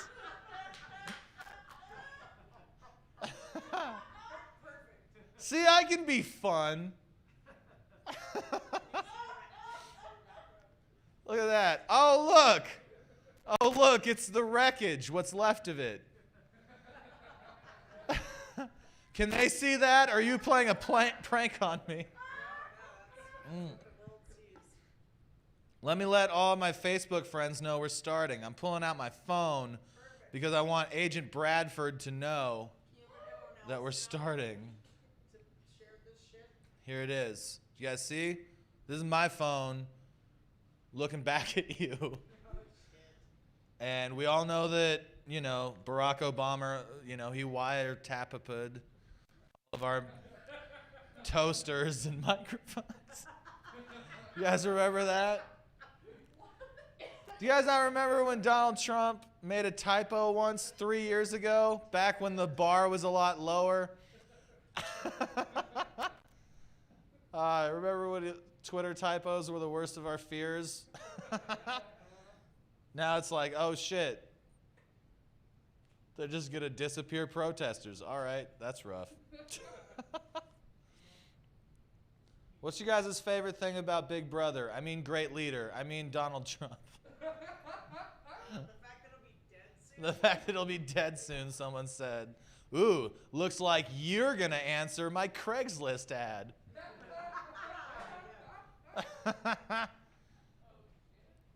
Yeah.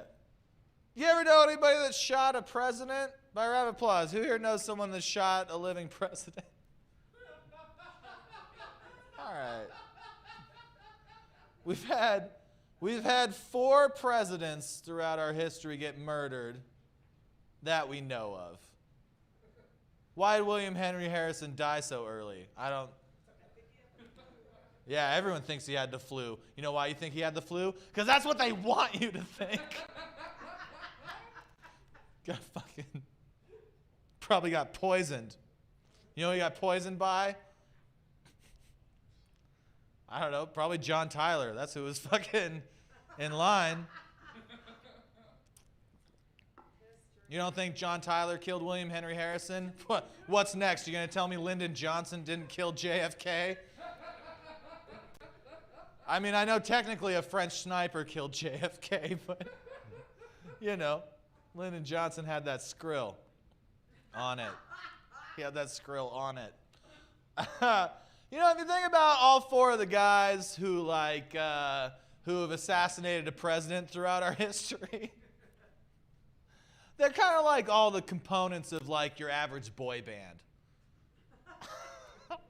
Yeah, you got Lee Harvey Oswald. He's the looks. Do you guys not agree that Lee Harvey Oswald is a dreamboat? You can get lost in those eyes forever. Just like the trajectory of all those bullets. Then you got Charles Guiteau. He's like the funny one. Charles Guiteau assassinated James B. Garfield. Yes, that's a real president. I know you haven't heard of him because you went to school in America. I shouldn't presume that. Did anyone else here go to school that's not in America? You didn't go to school in America? Where'd you go to school? Kind of everywhere. I did go to school in America. Kind of everywhere is not a fucking answer, goddammit. Japan, that's an answer. Yeah. You went to school in Japan? Yeah.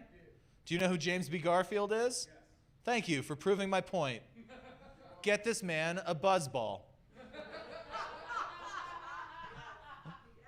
Or half of a beer. All right. Charles Guiteau, when he assassinated James B. Garfield, this is what he did. I don't know. Hold on. I accidentally implied I didn't go to school in America. I did go to school in America, but I went to school in Idaho. So all of the stuff that we had in school was written in Chinese or Spanish because it was just old. And they didn't want us to actually use it for book learning. What they wanted us to do was make paper mache football helmets.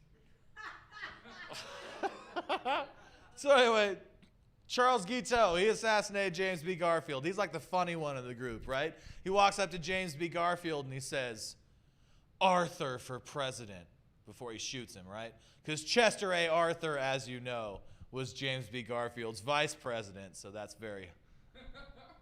He's a card. So Guiteau's the funny one, right? And then you got, who else do we got? And then you got Leon Frank Jolgosh, right? He's the one that assassinated William McKinley. He's the other president that got assassinated that you haven't heard of because he went to school in America, except for he's heard of him because he went to school in Japan. They're not allowed to have a military, or they weren't for a long time, so they had to read books. It's the difference between them and us. We're like, we could just fund the military, and then we can beat the shit out of anyone who tries to learn something. We'll call it Manifest Destiny, because they're big-sounding words. Manifest Destiny. You guys remember that? It says it on the base of the fucking Statue of Liberty.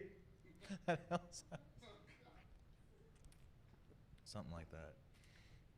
Anyway, you got Leon Frank Jolgosh, right? Like, if all the people that assassinated a president were the Backstreet Boys, Leon Frank Jolgosh is Howie. He's the one with the weird ponytail that seems too old to be with the rest of them. You remember that guy in every boy band that like bought cigarettes for the rest of them? That's Leon Frank Jolgosh. He just wants to fit in even though he shouldn't. It's like, you're 26, let it go. You're not going to be a cool 20-year-old. You know? He assassinated William McKinley because he was trying to like impress a bunch of other anarchists. Because back around the turn of the 18th century to the 1800s to the 1900s, you know, anarchists all over the world were just whacking royalty, right? Like, the assassination of William McKinley is a copycat crime of the assassination of King Umberto. You guys of Italy, I mean, you know what I'm talking about. Oh, that's right. You went to school in America. Let me change this. Reading makes you a queer.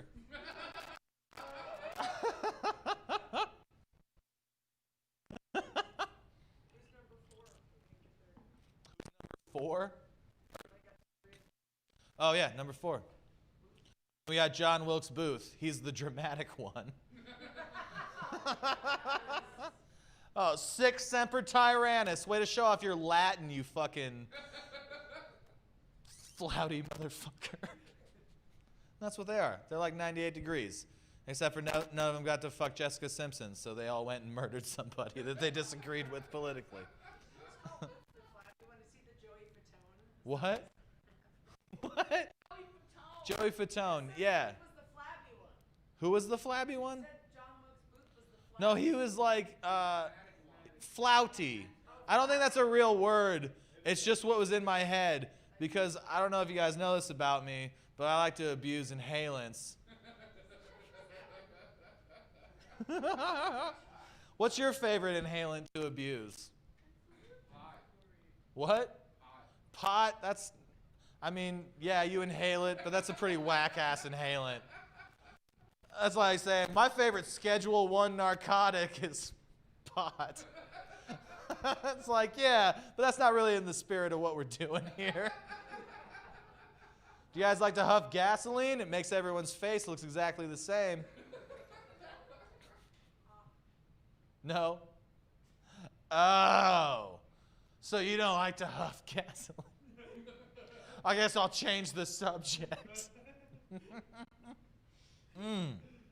Oh, that is good. Oh, that'll put the revolver back in the nightstand. All right.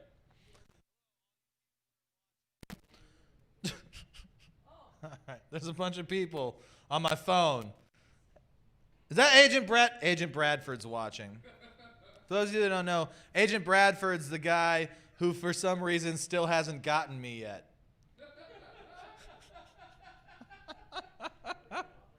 All right. Anyway, what do you guys got going on?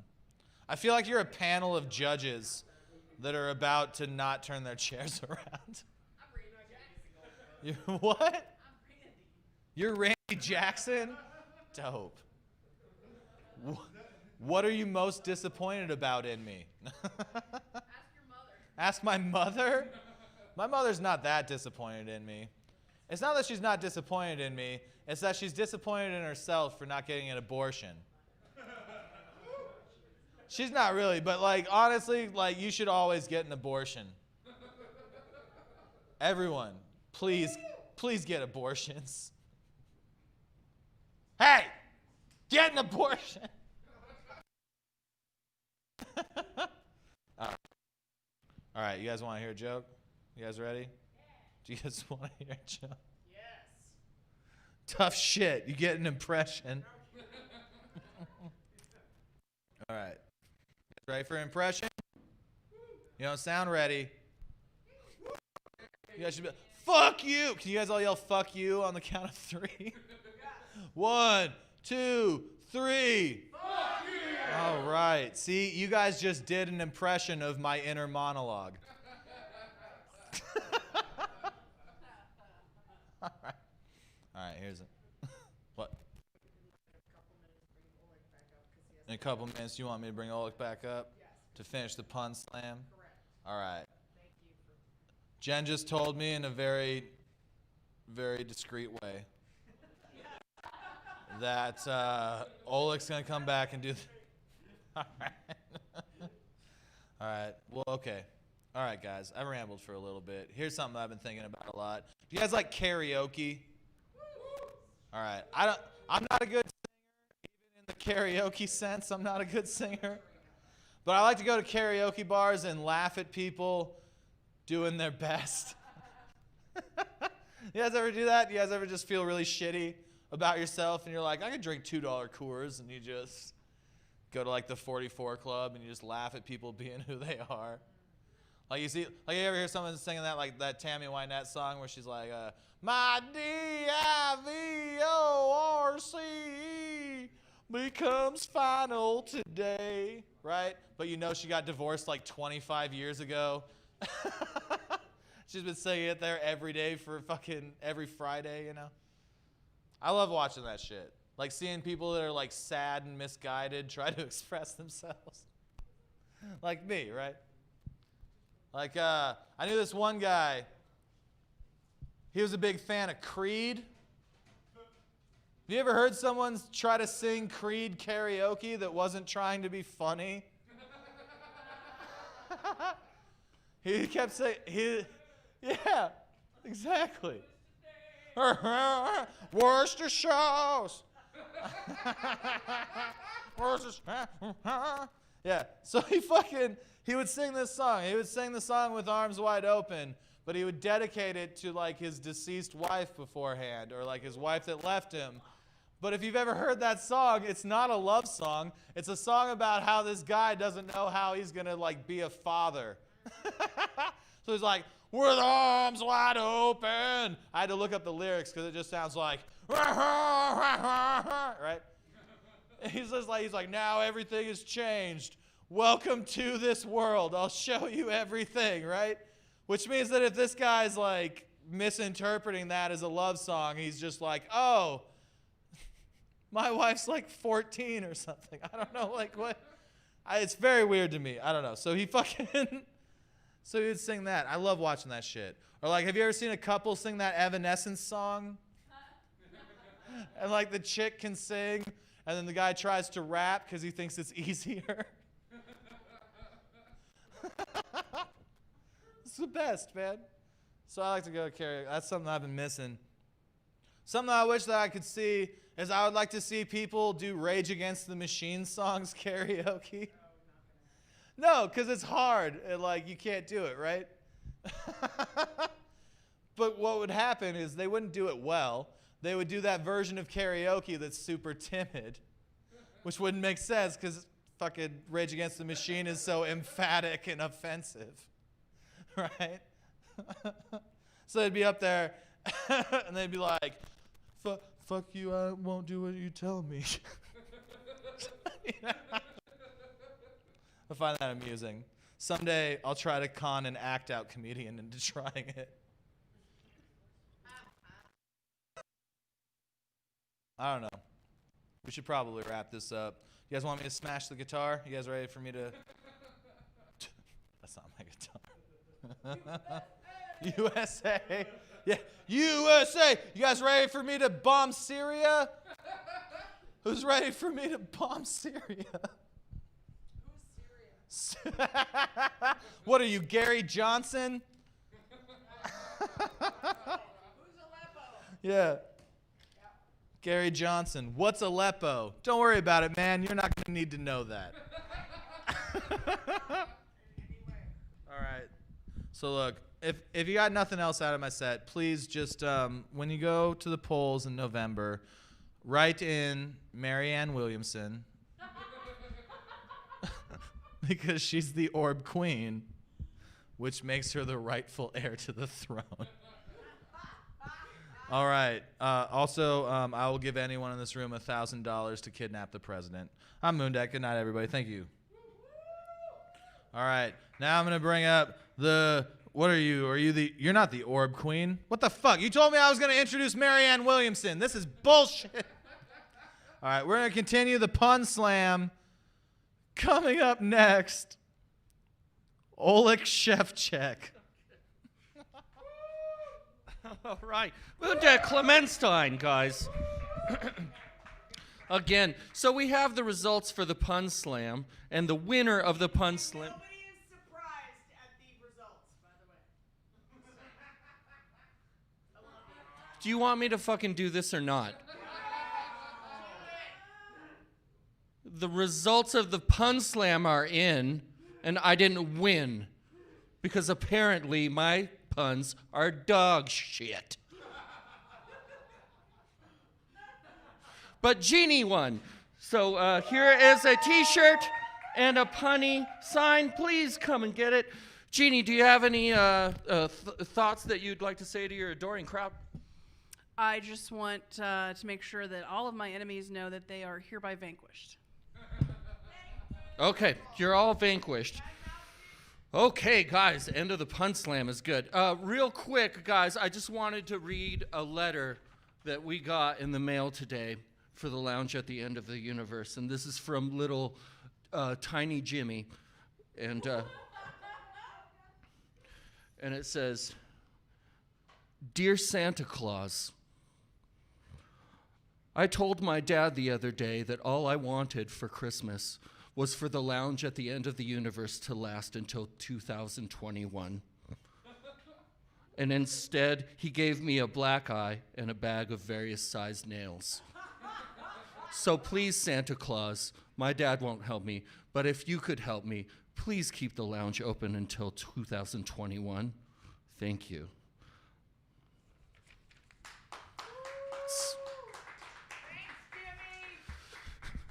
It's Jimmy. It's really sad. And guys, Jimmy's not doing too well. So please donate to the Lounge at the End of the Universe. We're going to have our next comedian host come up. He also participated in the Pun Slam. He's one of my favorite people. Give it up for Ian Owens.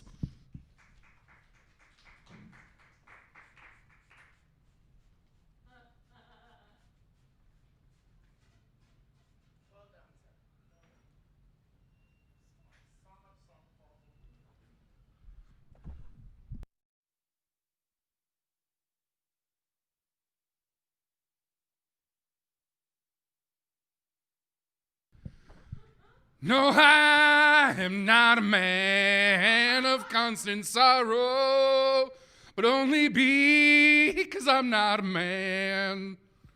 Only because he's not a man.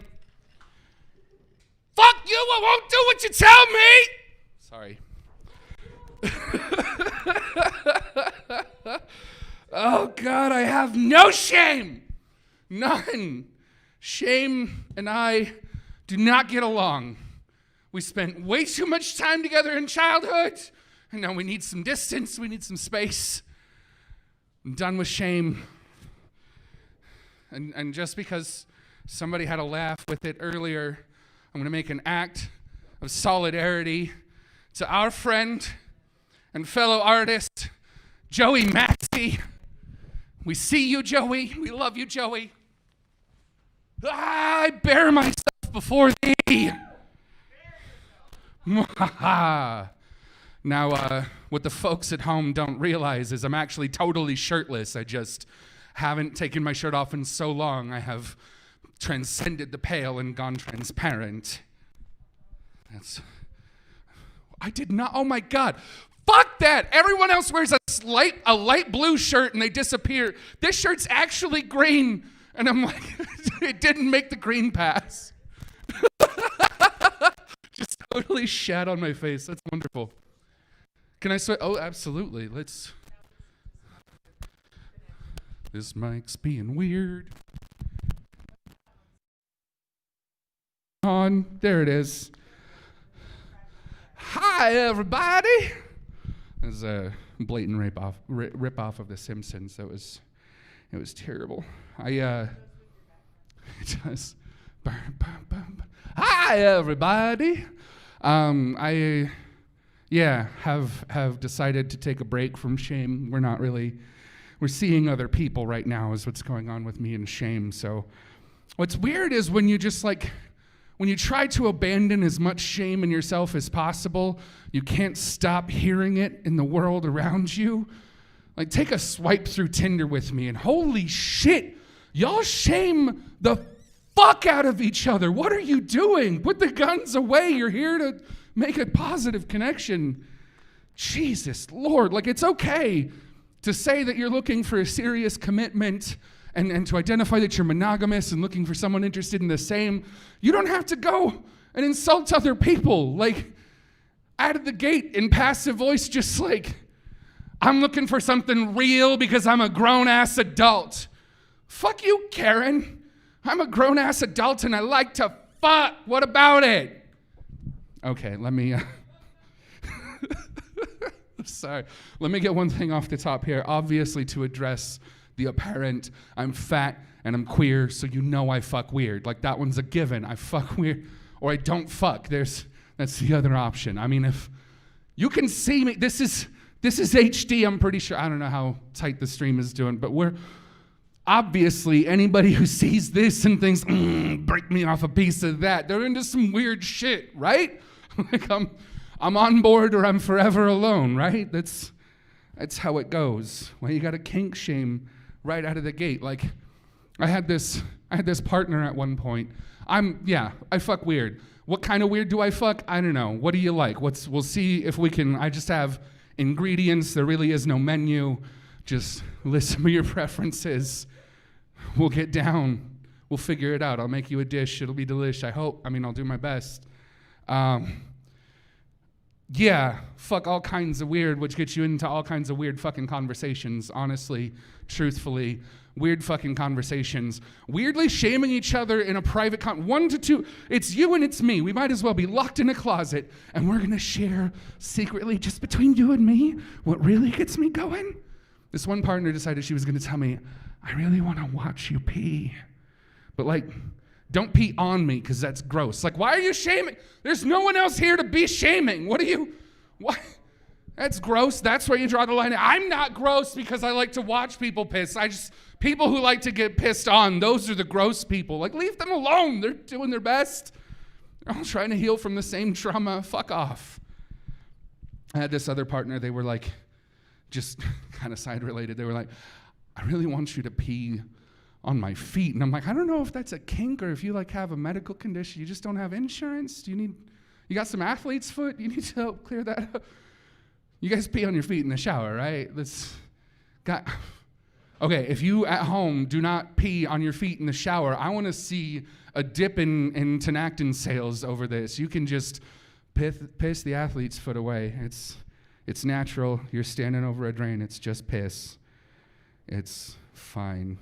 Speaking of not kink shaming, though, I do think there is some place for shame in our world, and I know somebody that looks this male and is this white talking about a place for shame in this world is usually going to say something very fucked up. But I can't stop hearing that Gotye song stuck in my head lately. And I don't know, I'm super ADHD, so I probably haven't even heard all of the words. But what I have heard is fucking creepy. Like, that guy could use a little bit of shame, right? Like, sure, there's a part that's like, oh, you said we could be friends after we broke up. But then, like, why did you cut me out? And, like, you changed your number and you sent your friends over. That sounds like a you problem, dude. Like, did you not get the hint? She had to send her, she didn't feel safe around you. She sent her friends over to get her shit. You harassed her until she changed her fucking phone number. What the fuck, dude? Sort out yourself. I don't know. I think there is kind of a place for shame, I guess. I don't know. I just can't stop hearing that song is rattling in my head because I'm super ADHD and I have tinnitus. So my brain plays music to me that I didn't select just to drown out the ringing in my ears. It's a very peaceful existence, very quiet. I don't hear the rest of you very well. I just wanted to check in. It's still okay to hate French people, right? Like, I can shit on the French, like, as a nationality. Like, no, there's some great French thinkers. Like, they've had their whole workers' revolution things, and good for them for trying to, overthrow the power that be, and more power to that. But there's a bunch of conservatives, assholes in France, too, just like here in the UK. Like, you can't just paint any other country in one political color and think that you understand those people. And the French are going through a lot of really fascist-y kind of bullshit right now. It's kind of bubbling up. And I don't know, I've just been tripping out over this one French dude, like the only French dude I know really anything about beyond, yeah, everybody knows that, bro. Like, everybody knows about the Marquis de Sade and like all the bullshit, whatever. But this French dude in particular, his name is Pierre Gallaudet. And I feel like there's a little bit of him living in me, because I feel like this guy looked out at the world and he said, "There, but by the grace of God go I," which is really weird because he was like a monk or some shit. I don't know, like a Catholic or I don't know. Every now and then they trick a good one and they're like, "Hey, look, we're the moral good guys." And I'm like, "Oh, cool, I want to be a moral good guy too." And then you put on the robes and you don't touch any kids, and then you hear about what all your coworkers are doing. And you're like, "Shit, I'm in too deep." I don't know. There is no God, so get away. But this guy in particular had a bone to pick with a certain prevailing thought in Catholicism at the time. He thought that deaf people, clearly in France, could communicate with hearing people. And the Catholic Church said, "Oh no, the deaf cannot hear the word of God. They're doomed, damned, eternal." And it's like, no, we've just finally learned how to talk to them, and it's our job to spread the word of God. So I'm going to go get that word of God to the deaf. And he went over to France. I know his name is Gallaudet. I don't know if he lived there, if he was born there. I don't fucking know shit about French people. Fuck French people. I don't know. But this Gallaudet dude was in the US, gets on the boat back to France, learns all of French Sign Language, brings it over to the US, and then he did something fucking brilliant. When he had gathered deaf people to teach them a uniform sign language so we have a way to communicate the word of God, and fuck the motive, but whatever. He decided we all need to get on the same page and communicate in the same way. He started teaching them sign language, and immediately they went like, "That sign sucks. In our house, we sign water like this." And did the brilliant thing. He's like, "Oh yeah, that shit makes sense. We'll change it. There's water for you." Because linguistic prescriptivism is inherently racist and ableist, you motherfuckers! I don't care if, what did he say? Flouty. I don't care if flouty is a word. It's a neologism then. It's flout, the word, reconjugated into flouty. What is that? That's not an adverb. I don't know grammar. Fuck, god damn. Flouty. It's a word now because linguistic descriptivism. Words are just words. Funny thing about the French people, fuck the French still. They're like, whoa, my God, the French sound like heroes in this story. That's where they had the language that Gallaudet, the French dude, took back and did the whole sign language thing, and he made American Sign Language and immediately changed it. It's been a very rapidly evolving language ever since then, to the point where the language that I learned nigh on 10 years ago is now fucking old shit, and I sound like some crotchety old deaf person with my old accent and sign language. "How art thou today, Margaret?" My sign language would be, but as if a 3-year-old said it. I don't know, because I'm not very good at sign language. But the fucking French have not changed sign language a bit since Gallaudet took it. They just decided, here is hand gestures for the French language, and if you don't speak French, you're not worth speaking to. I speak guillotine, bitches. I don't know. Let's overthrow the ruling class and uplift the labor force, which is a lot of immigrants, which you said already. Like, why don't you, France, you're so confusing. You're confusing me, France. I want to get to know your philosophy. Also, I don't know why French indie films decided to get rid of it. But denouement is a French fucking word. Have a resolution to your fucking film. I know you're supposed to represent life, and there is no revolution in life. But there is a revolution in life. There's no resolution in life. I know English. English is the language that I speak, allegedly. There is no resolution in life. That's fine, but I came to the theater. There is an end to this film that I will witness, and I would like a sense of satisfaction. You made your point, French indie films. Move on. We're all here now. We've all got through this together when we go. Okay, I want to bring it back to reality. What's yeah, awesome. Yeah. So, we're gonna get things moving on pretty soon. I've got a little bit more to talk to you about. I just did want to cover, I am a Blue City artist. And as a Blue City artist, one of the few places we've had to go lately to do our craft is right here at the Lounge at the End of the Universe.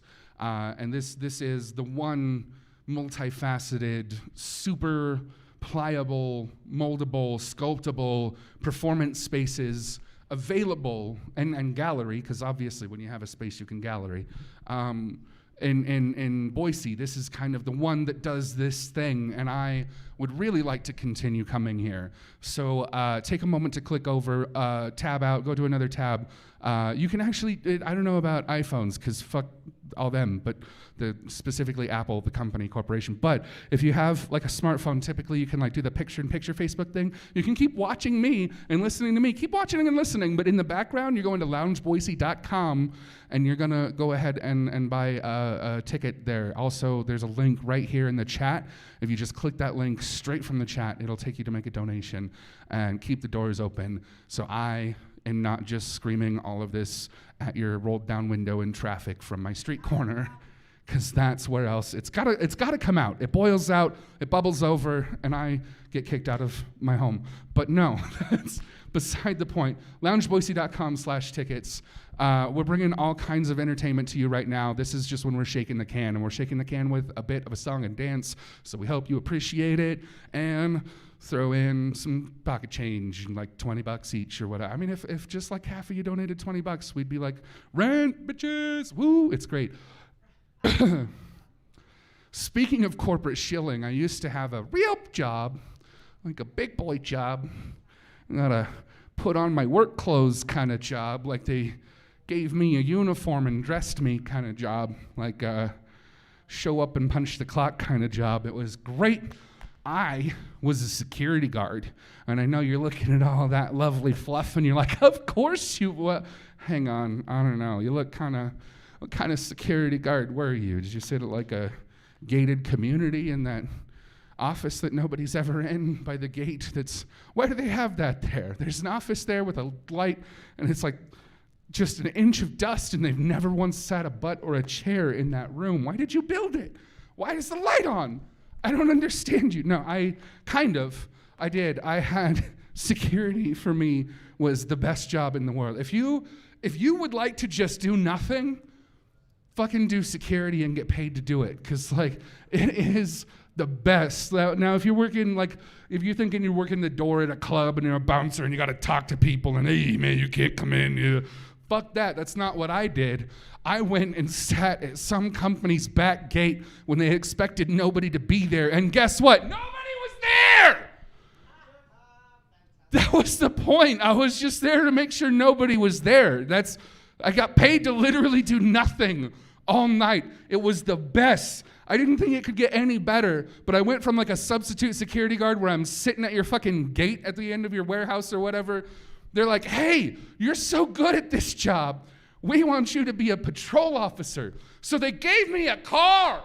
They gave me a car to drive around all night with fucking heated seats and air conditioning and fucking Bluetooth. I got to roll around all night doing nothing, listening to podcasts and smoking dabs.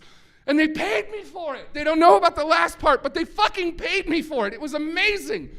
I didn't think it could get any better. And honestly, there was one part that kind of sucked. Like every now and then, as a patrol officer, I was supposed to get out of my car and like fondle a bunch of doorknobs. I don't know why. I was a paid professional knob handler. No, they wanted me to make sure that locked doors were locked and that people weren't trespassing, whatever. There was this one building, pissed me off more than most.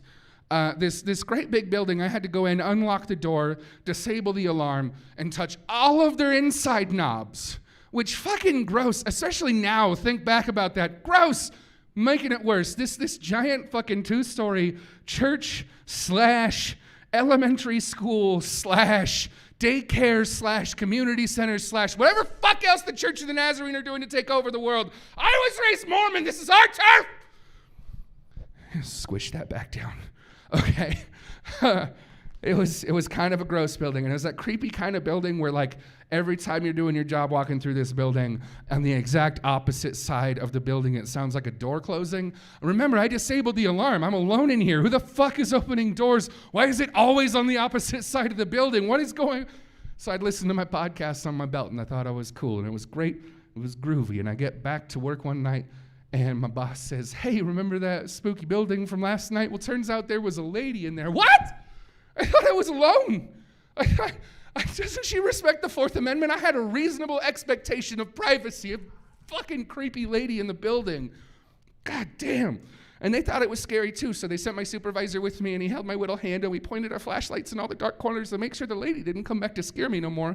And I was feeling very cared for and very doted on. And as he's driving away, I thought, wait a minute, didn't I kind of have one job?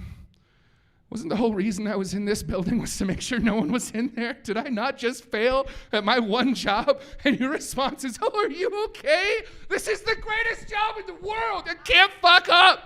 What the hell? How can it get any better? Like 2 weeks later, it did, though. I go back to work, and my coworker is like, hey, did you read the newsletter? No, I'm a security guard. What the fuck, newsletter? No. I wouldn't know we had a newsletter if it wasn't my job to deliver it. What the fuck are you talking about, read the newsletter? He says, well, check it out, dude, front page. You're Officer of the Month. Now, what the fuck?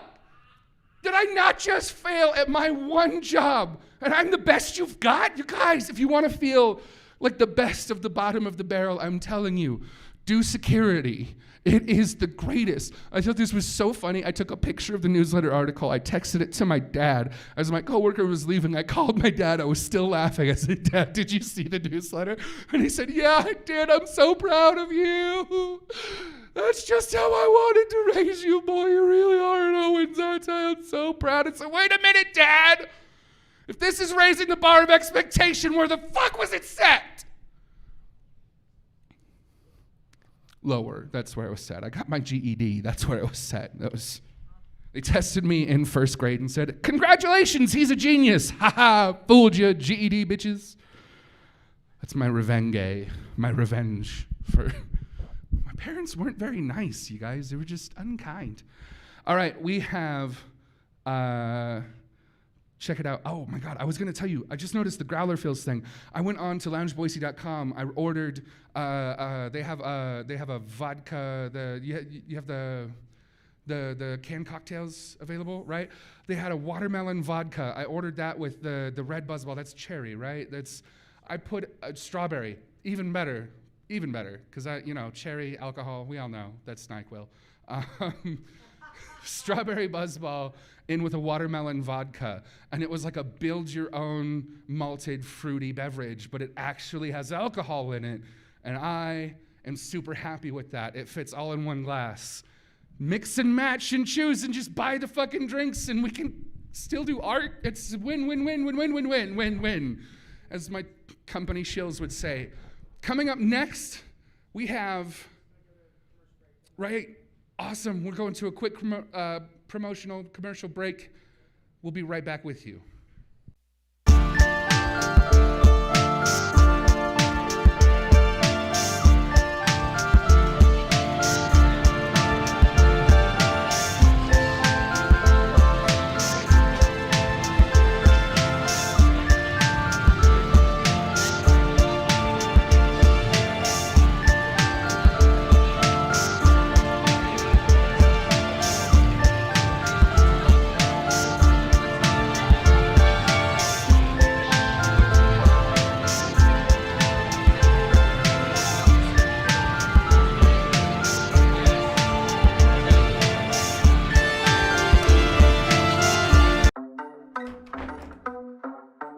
Oh, it's freezing out there.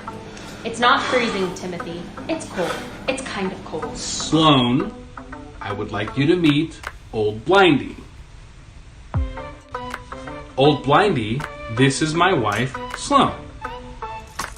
This is not happening, Timothy. Sloan, This is absolutely not happening.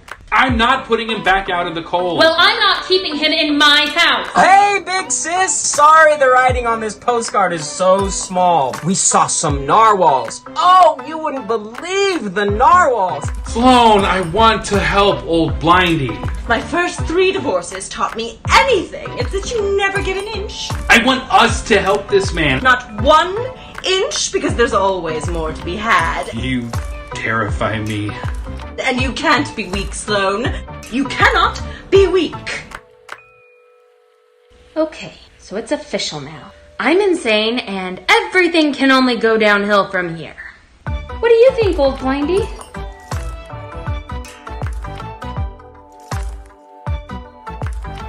But anyway, I had everything packed up for the move to the lake house. You visit. It's so modern.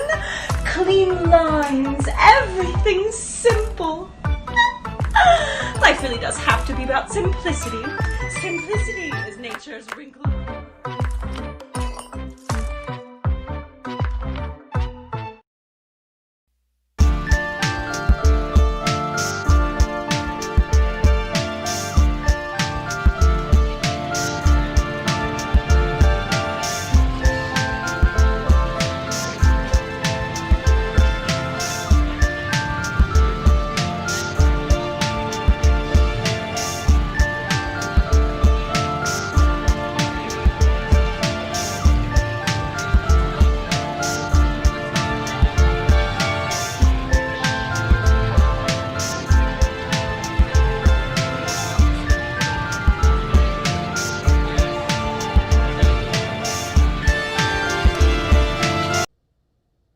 Hello, people across the world.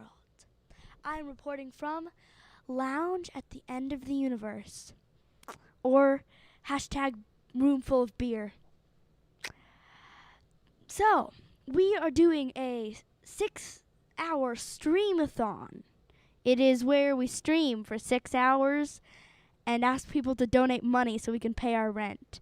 So, go to loungeboise.com and you can donate today or watch a show, buy some tickets, sit on your couch, eat some popcorn, all that good stuff, and order some beer. We have some delivery people, Coral. We have some beer dash or something, like Grubhub with beer, basically. So, yeah, if you go online, you could become something called a beer buddy. I've only heard people say that. I don't know what they do, but you can look that up online. This is Sophia reporting from Lounge at the End of the Universe.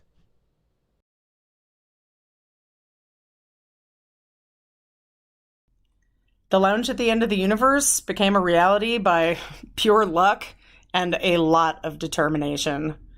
We opened our doors on May 11th of 2019, and it's been a passion project from the beginning. All of the people running the lounge are artists and performers, and we've all struggled financially and sacrificed in lots of ways just to do what we love. So taking the leap to venue ownership with no startup capital and just opening lines of credit and jumping in, it was scary, but this was our chance to bet on ourselves, and we felt like if we didn't take it, that we'd all regret it. What's unique about the lounge is that it's a gallery, performance space, and community center, and a lot of collaboration takes place between the artists and patrons across all kinds of mediums. Someone will get an idea, and the community that we've built will just jump in on it. They help each other and grow that idea into an art show or performance, or most of the time, both. And we're all here because we're passionate about the arts. I mean, all of the arts. We have comedians and filmmakers. We have musicians, painters, magicians, DJs, aerialists, MCs, and local theater companies that are all involved in lifting each other up in the community and in supporting each other in their pursuits of creativity. Some of the shows we've put on have been stand-up comedy, but in the middle of a visual arts gallery show, which gives people a chance to experience something they weren't expecting. At some of our more visual arts focused shows, we've had aerial performances or rappers. We incorporate local culinary artists. We have a pun slam anybody can sign up to do if they love wordplay. We have story nights, and we invite people from the community to get up and share their stories with each other. We have a comic book exchange, and we have weird coloring books for people to just come in, pick something that appeals to them, and then sit down and color. We have art classes and workshops. We do events for families where they can come and engage in their own creativity through a group art project or event. Having a way to express yourself creatively is for everyone, not just for professional artists. None of us started this for the money. We saw an opportunity to build a strong arts community and to share that with the larger community around us, and that is our core value, community. And because of that, we regularly donate our space to nonprofit organizations. We help put together fundraisers to help other people struggling in our community. We hold coat drives and food drives and raise money for women and children's organizations, for environmental causes, for social justice issues, and for the LGBTQ community. When the pandemic happened, we had to completely close. All of what was sustaining us for only 10 months into opening was gone. March 13th, we shut our doors. Because we're a brand new business, we didn't qualify for a lot of the government programs that were being rolled out. We moved all of our shows to a live stream format, and we've been streaming on Facebook, YouTube, and Twitch. We wanted people to have entertainment and arts during the stay-at-home order, and while we waited to see if there was any government money for us, we asked people at home if they were able to buy a virtual donation ticket, and then we gave that money to the performers because they suddenly had no way to make money either, with all of the other venues closing their doors as well. And right now, we're just hoping to catch up on our bills. We didn't expect this pandemic to be going into its 6th month. We need help to survive this, and we're asking that even if you can't give much, if enough people give a little, it could help us get through this, to keep creating shows for everybody, and to still be standing when we get back to life as we've known it. Please head over to our Facebook page or YouTube channel and watch all of the shows we've been doing. They're up there for everybody. Become a Patreon member if you want to give us a little monthly push. We will keep making content for everybody to enjoy. For us, this is a matter of our survival. A lot of us have spent our whole lives giving to the arts, and if this ship sinks, well, we'll all keep playing until the water rises over our heads, because that's who we are. And that's how much we love creating. For you, for each other, and for our whole community. Thank you for taking some time to watch this video, and thank you for whatever you can give.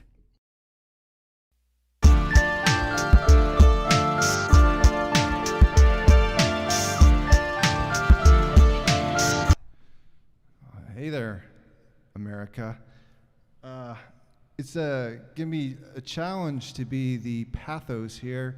Everything was so funny, and I'm not supposed to be funny at all.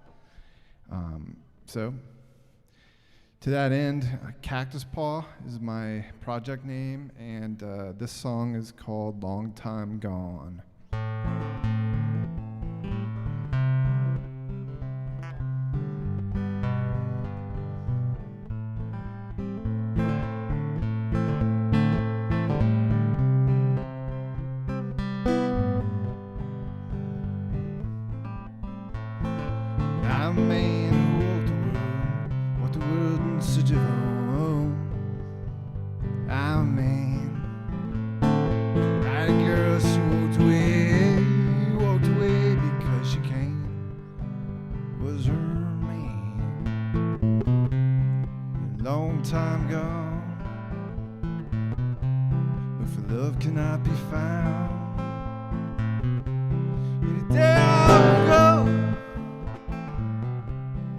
Brooklyn girl, In this world you have to be a fool to look for love for what it's worth.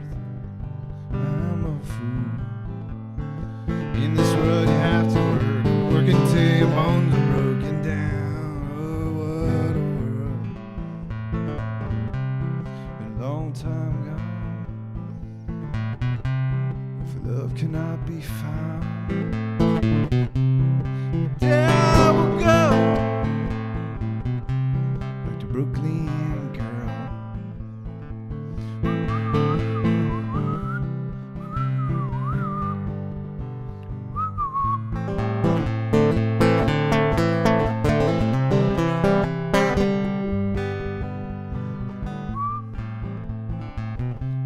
Been a long time gone.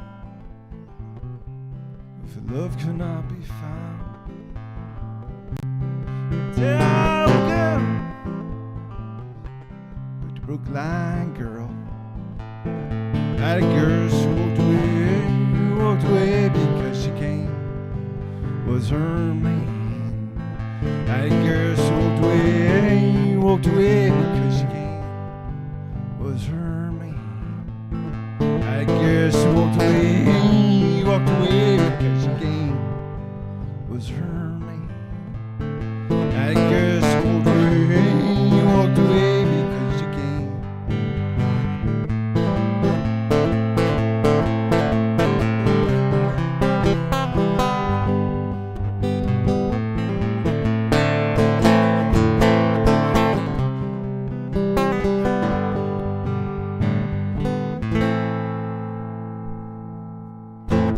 Thank you.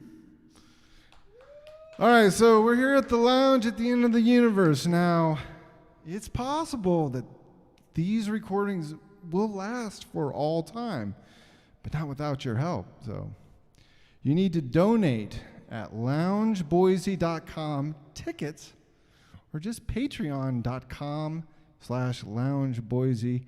And that is to keep the music going and flowing. And I have to tell you now, I've been up and down and around, and it's just good to have a place to go and do your thing and do your songs and do your comedy and your art and whatever. And this is a community, and a community in Boise. And so if you can, please help. You know, I'm going to do my best to share my stuff, get, you know, my people in the world. Now, I cannot promise $1 million, but I'm going to ask for $1 million, and that's 1 million ones. Thank you. All right. This next song is called Stay Here With Me.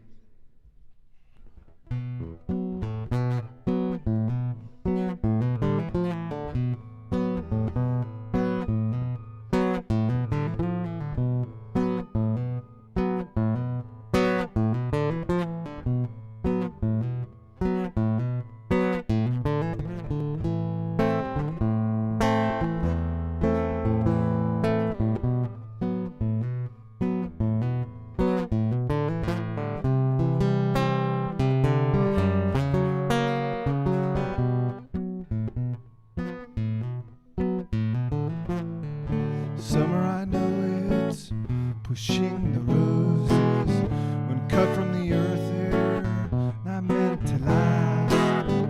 I am a sign, I am a road. You must be seen to know where I go. Stay here with me, please. Stay here with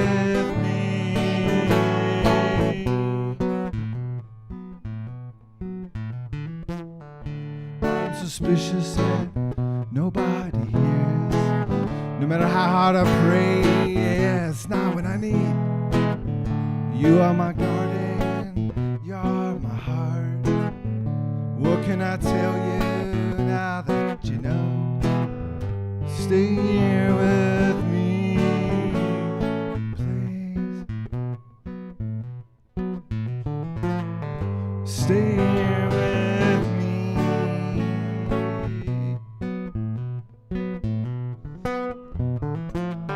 You are one.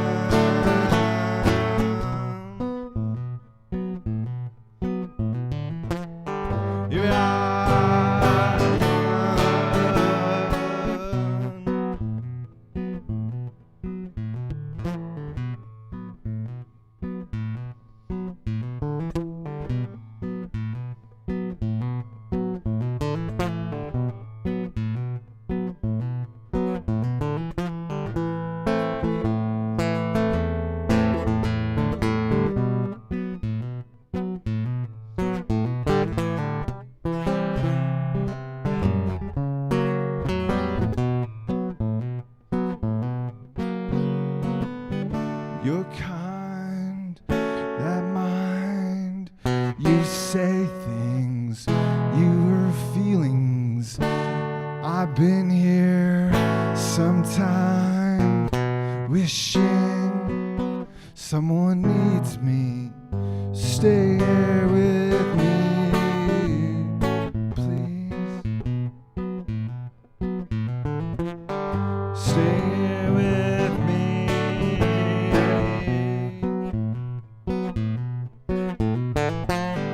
Yeah, I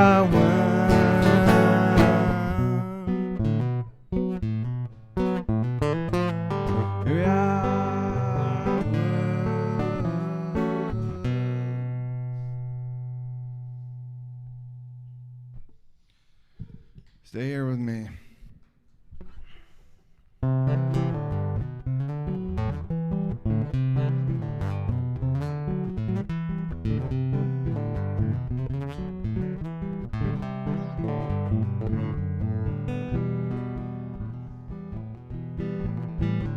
Every day, it's not for the shadows that she wrote.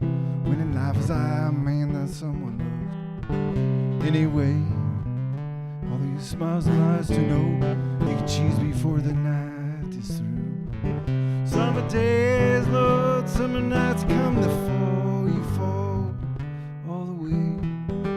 Summer days, summer nights become the fall.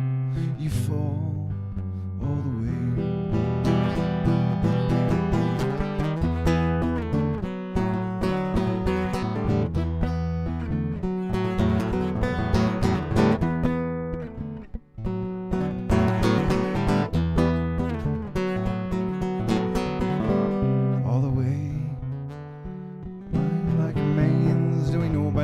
Buddy's worth is more.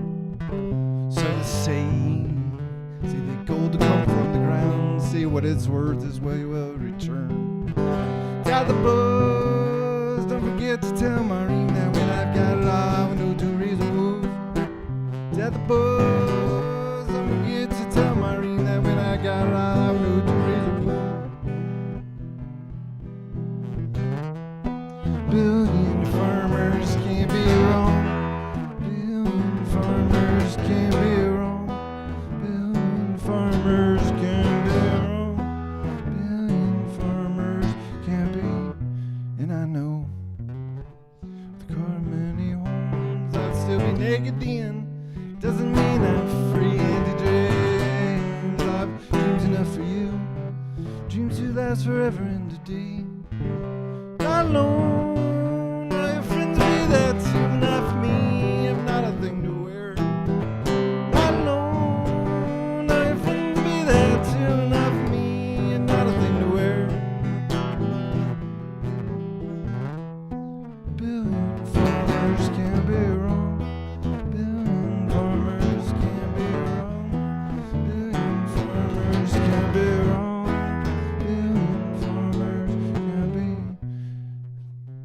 summer days, summer nights become the fall. You fall all the way. All right, well, those first three songs were about girls. This next song is about a girl, but it's the same girl as the first song. This one's called Half of Everything.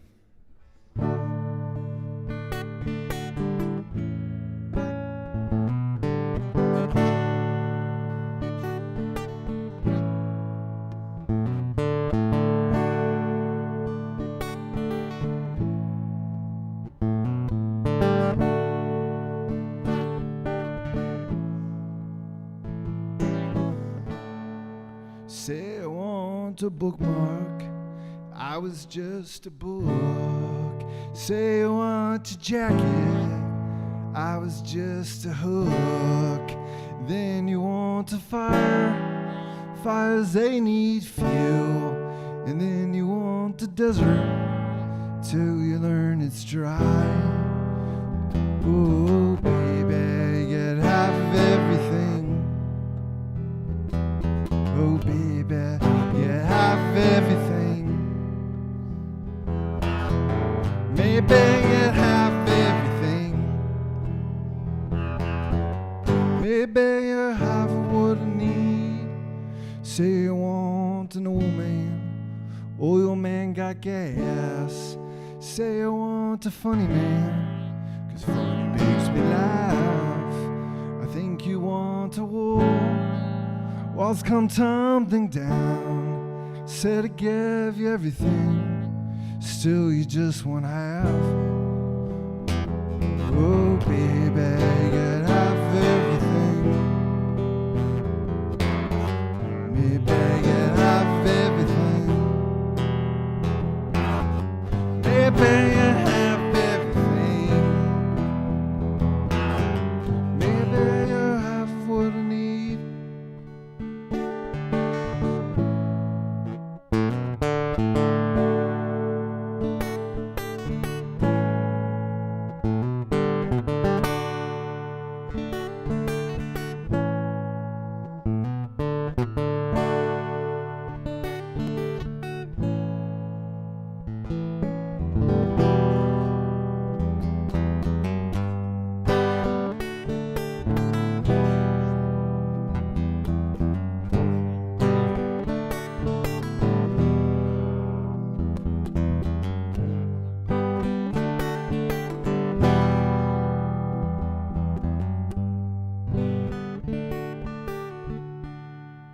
Say you want a race car.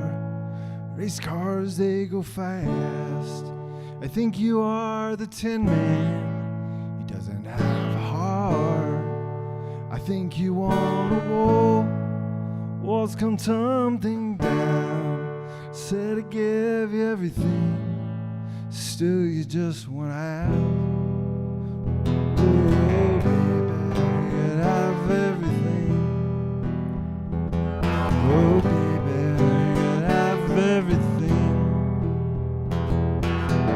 Maybe you can have everything.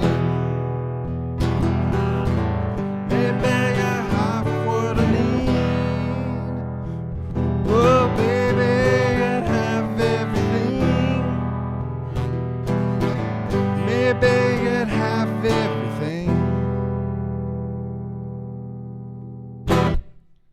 All right. Well, I have one more song here. This would be a new song, and so the first three songs were about a girl, and this song is about a bunch of girls and a bunch of boys. Okay, I gotta find it again.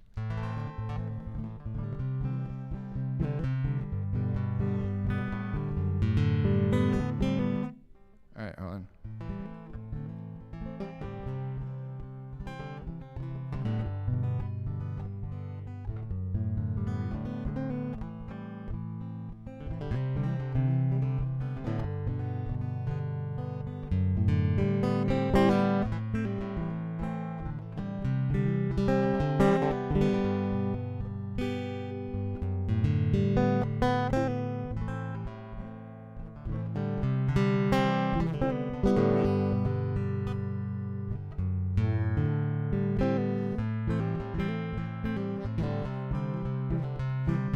Look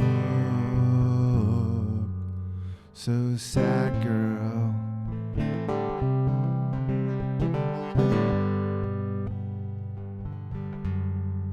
You got a chat, girl.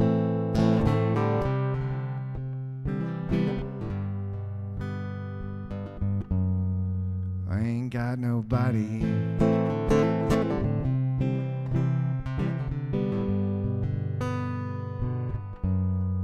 What I have to see.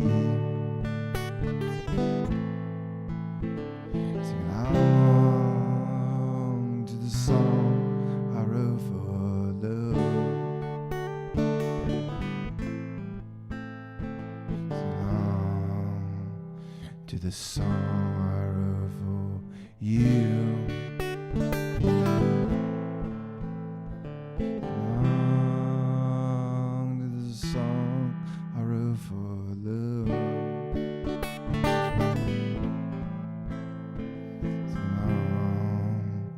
To the song.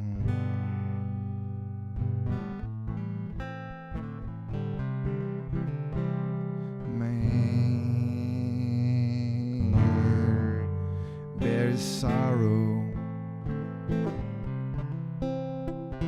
His heart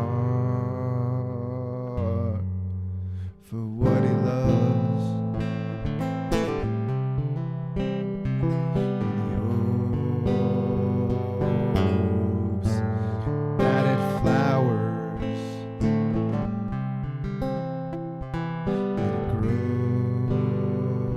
grows into peace.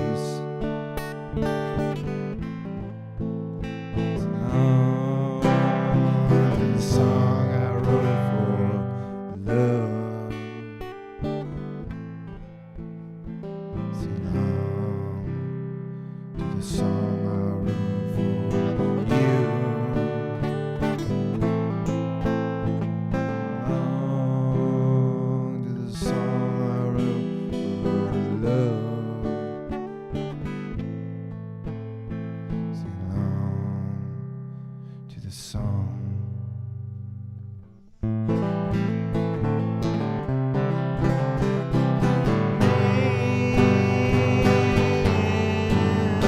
There is sorrow.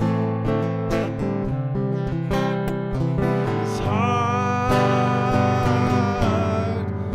for what it loves. He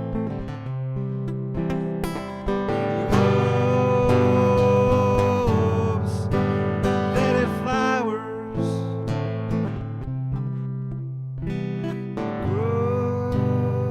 grows into peace.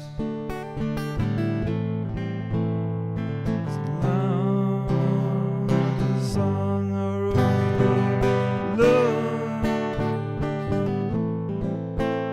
It's long, the song I wrote for you.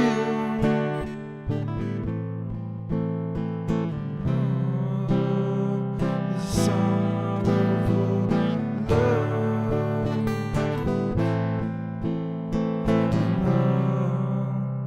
To the song.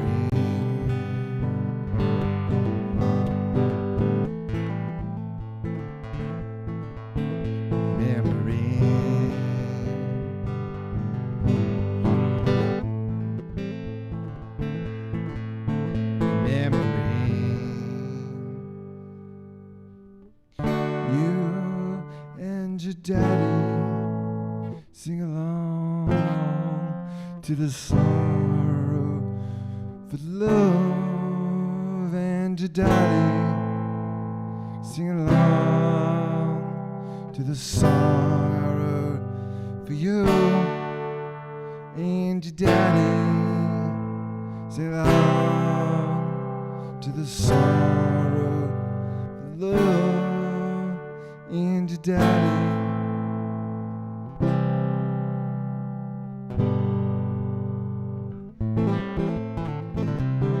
I don't feel justified.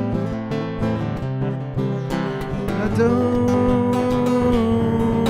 feel right.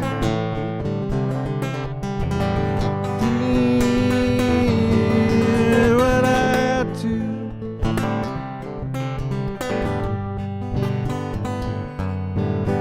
To survive.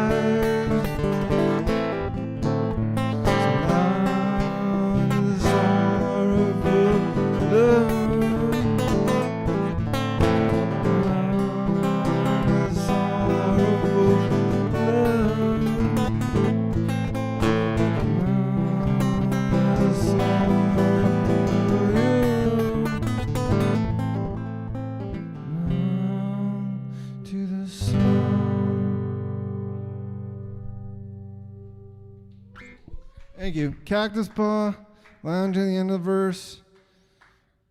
Space time, we are on the edge right here. You know, it's right here. So, see y'all around. And thank you.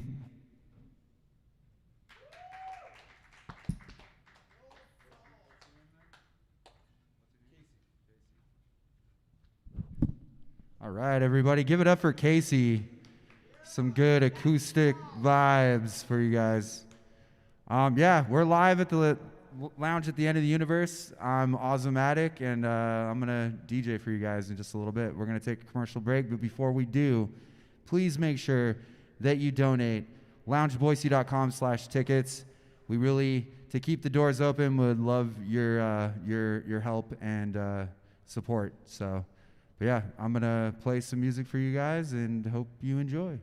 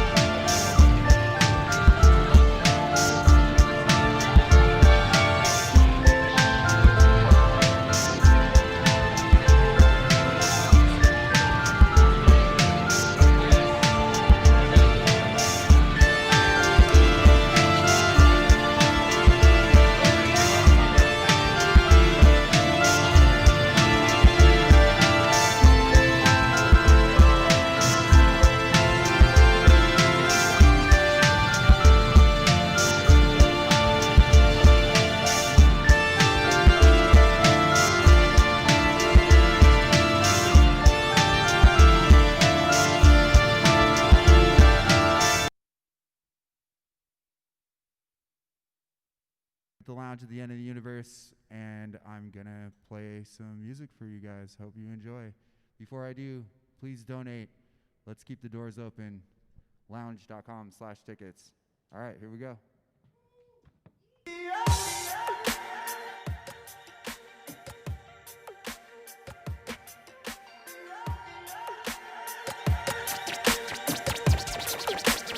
Get ready for a lot of fun and excitement. Osmomatic.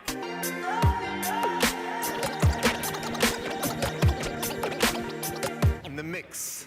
Now, let's start. You be my lighthouse, baby.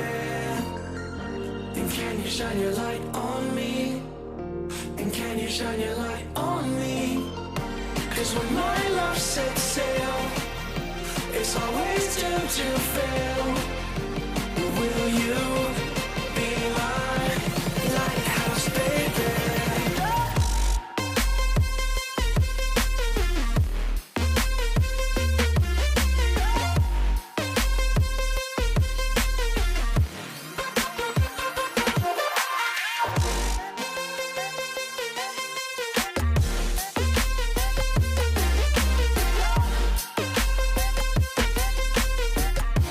Lighthouse, baby.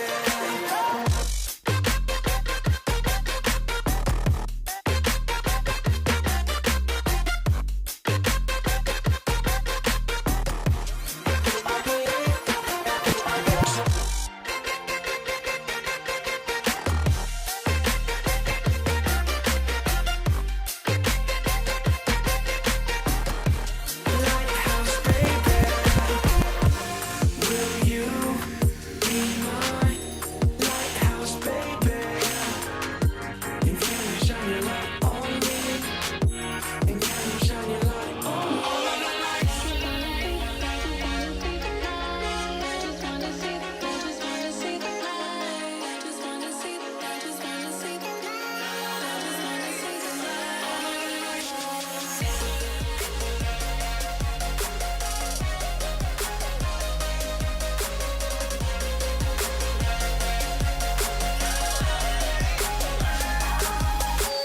Even if it makes me blind, I just wanna see the light. Breathe in, leave it all behind. I just wanna see the light. Turn up the lights in here, baby. Extra bright, I want y'all to see this. Turn up the lights in here, baby. You know what I need. Can the lovely wait, is my mic on? Check. Can the lovely Coral please grab my beer as the awesome bartender?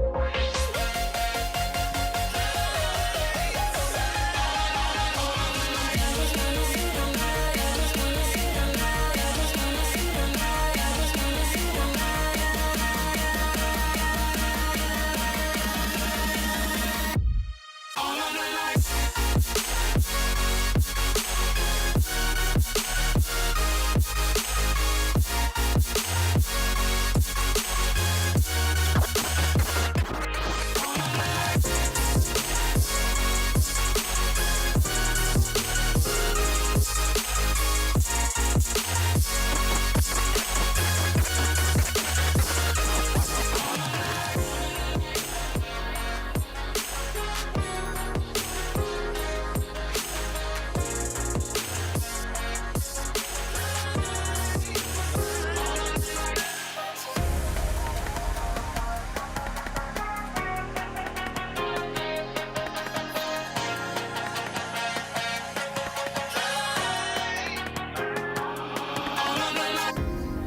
I'm so out of my way, I can see for miles and miles.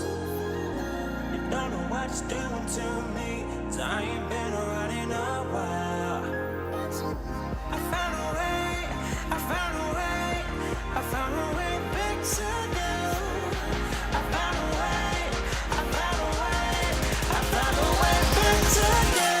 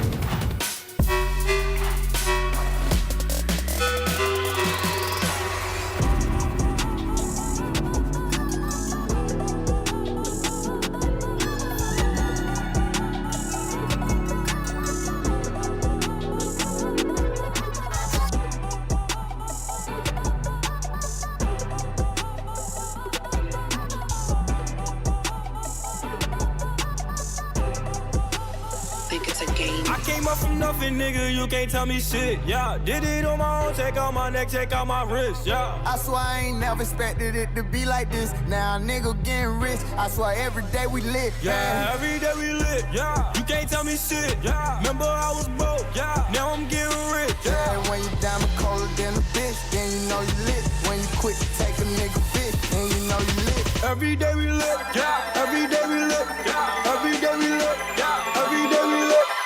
So shout out to all the Sun fams and Twitch.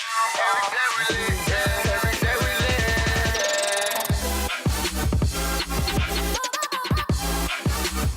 Put it on my arm, glowing lane.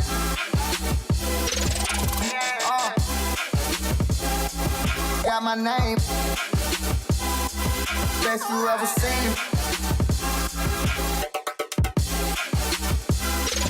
I came up from nothing, nigga, you can't tell me shit, yeah. Did it on my own, check out my neck, check out my wrist, yeah. I swear I ain't never expected it to be like this. Now a nigga getting rich, I swear every day we lit, yeah.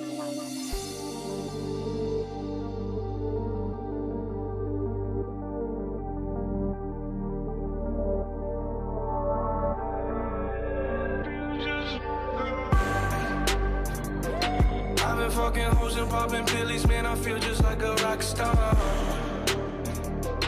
All my brothers got that gas and they always be smoking like a rock star. Fucking with me, call up on no Uzi and show up, man, them the shot toss. When my homies pull up on your block, they make that thing go grata-ta-ta. Cocaine on the table, liquor porn, don't give a damn. Don't your girlfriend is a groupie, she just tryna get in. Saying I'm with the band. Now she acting out of pocket, tryna grab up on my pants. On their bitches in my trailer, said they ain't got a man. And they all brought a friend.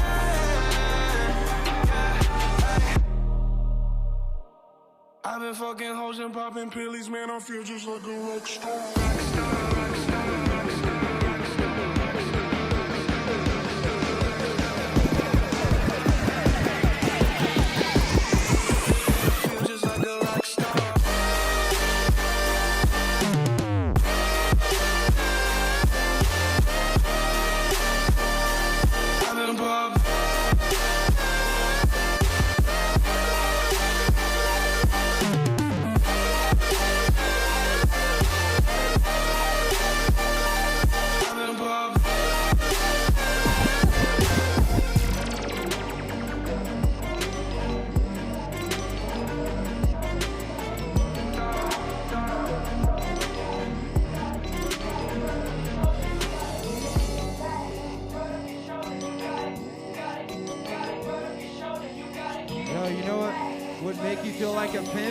Is if you donated.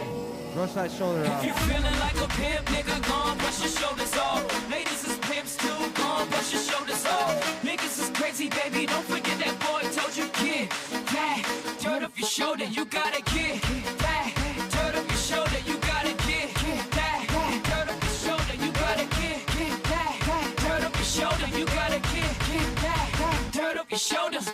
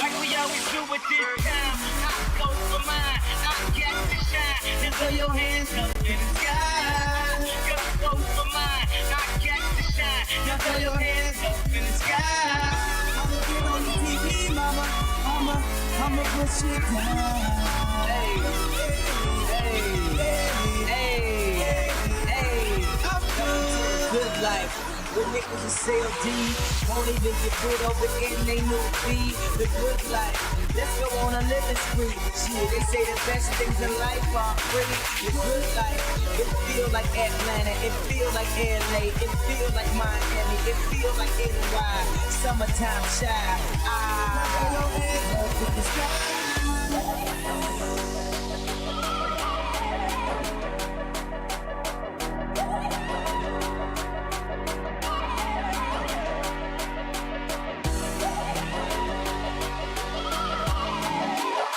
Put those hands up, Twitch.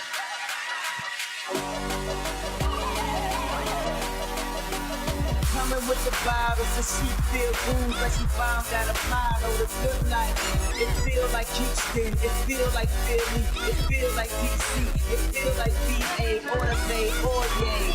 Hey, this is the good life. Homie, tell me what's good.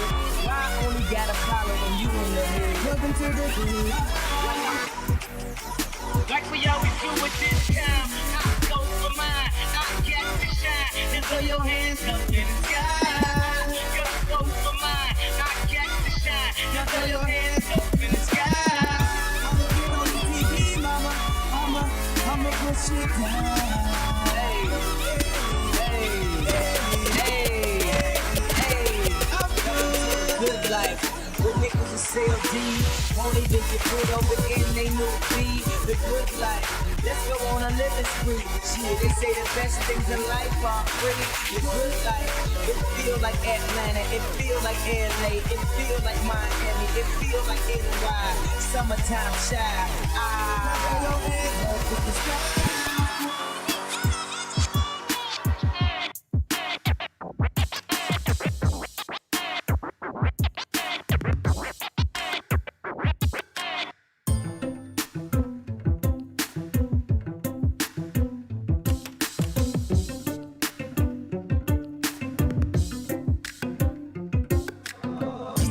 Party jumping, shorty, she's a perfect 10. She rock her hips, and roll her hips, and drop it down like it's no thing. She shake just like an hourglass. You see how fast an hour pass. Time flies when I'm on that ass, but I won't put our shit on blast. Work it like a pro, sit and watch it go. Do a thing out on the floor. She bouncing fast, she shake it slow, so sexual, incredible. She beautiful, she edible. I got her, I won't let her go. I ain't seen nothing better, yo. Look how she twerk it, the way she work it, make me wanna hit it, heaven when I'm in it. If I do not fit, I'm gonna make it. Girl, you can take it. Don't stop, don't stop. Oh, well imagine as I'm pacing the pews in a church corridor, and I can't help but to hear, no, I can't help but to hear an exchanging of words.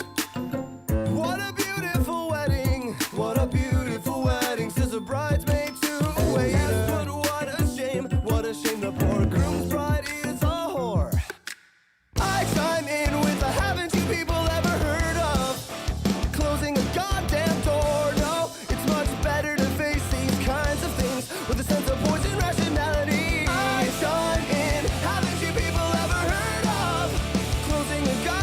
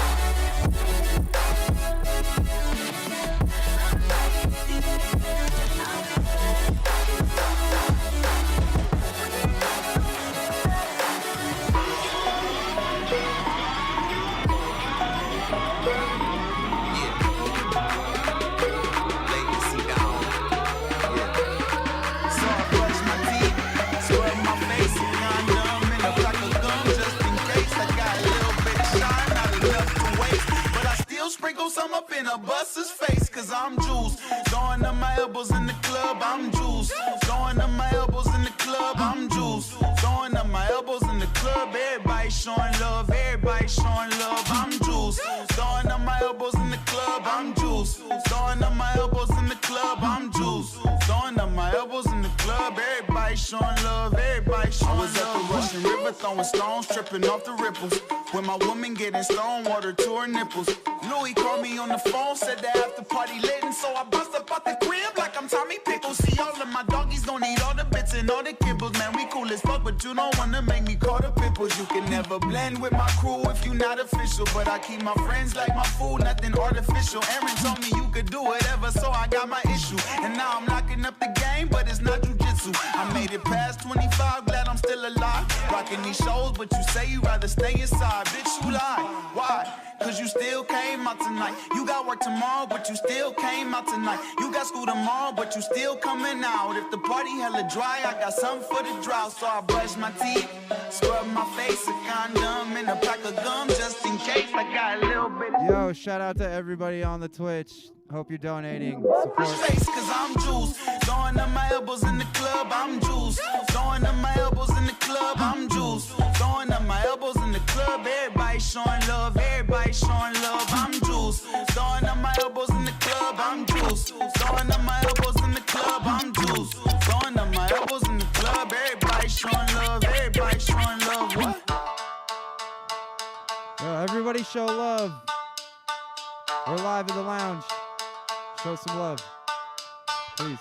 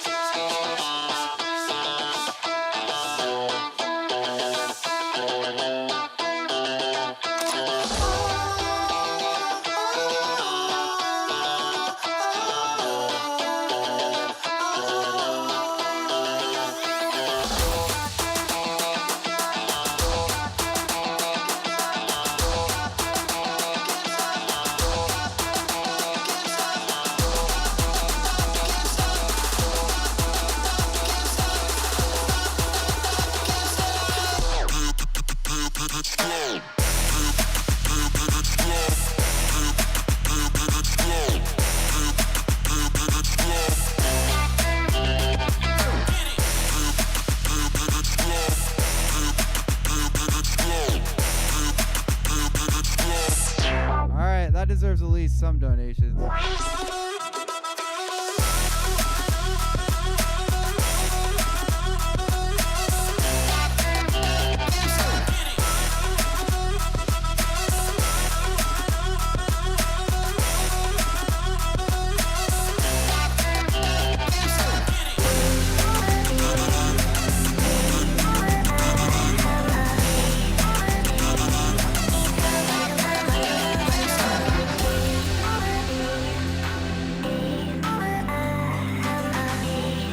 So I'm just gonna play some vibey stuff. It's Sunday, so let's find out.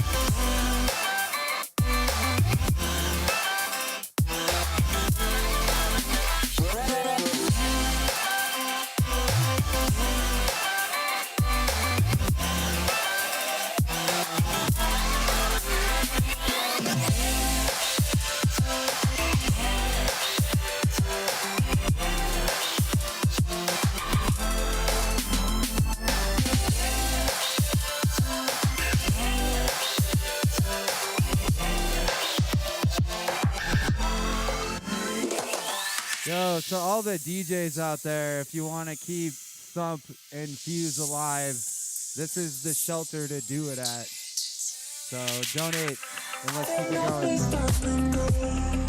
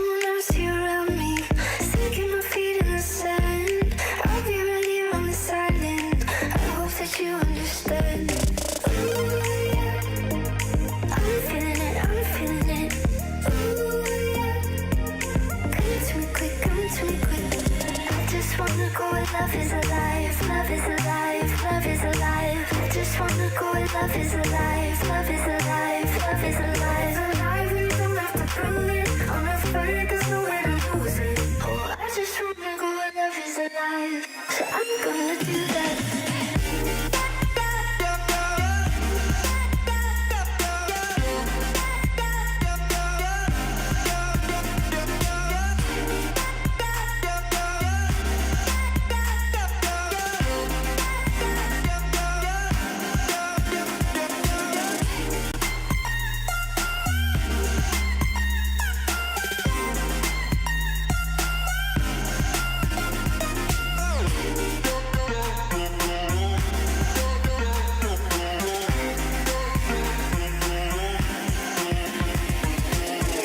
Chaos surrenders, changing the currents and tide. The water can keep getting deeper, 'cause I'll be right here staying dry. I'm feeling it, I'm feeling it. Ooh, yeah. Coming too quick, coming too quick. I just wanna go where love is alive, love is alive, love is alive. I just wanna go where love is alive, love is alive, love is alive. Alive, we don't have to prove it. I'm afraid there's nowhere to lose it. Oh, I just wanna go where love is alive. So I'm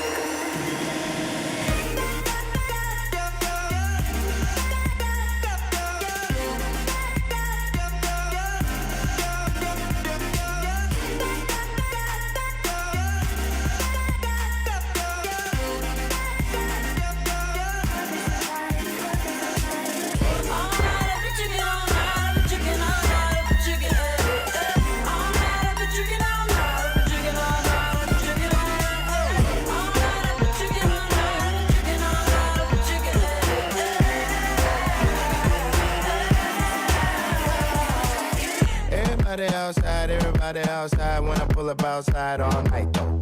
Everybody high five, everybody wanna smile, everybody wanna lie, that's nice though. Oh, now you wanna chill, oh, now you wanna build, oh, now you got the bill, that's cool though. Oh, now you got the oh, now you wanna laugh, oh, now you need a cab. All you do is talk, I ain't got shit to say. Can't no one get in my car, I don't even valet. Long discussions, oh, you my cousin? No, you wasn't. You just wanna ride. You just wanna talk about politics, Chicago shit, and rock shit. Start dancing, ho.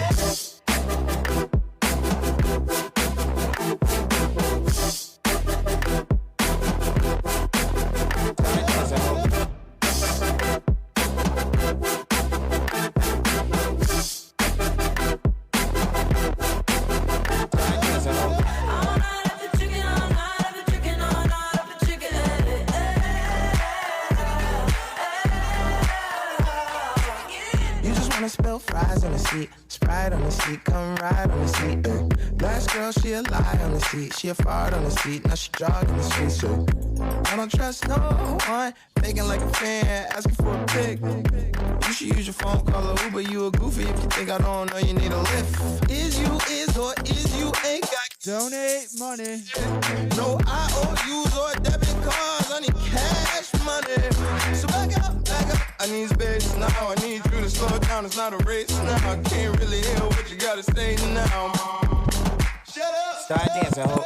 All night I've been drinking, all night I've been drinking, all night I've been drinking, all night I've been drinking, all night I've been drinking, all night I've been drinking, all night I've been drinking, all night I've been drinking, all night I've been drinking,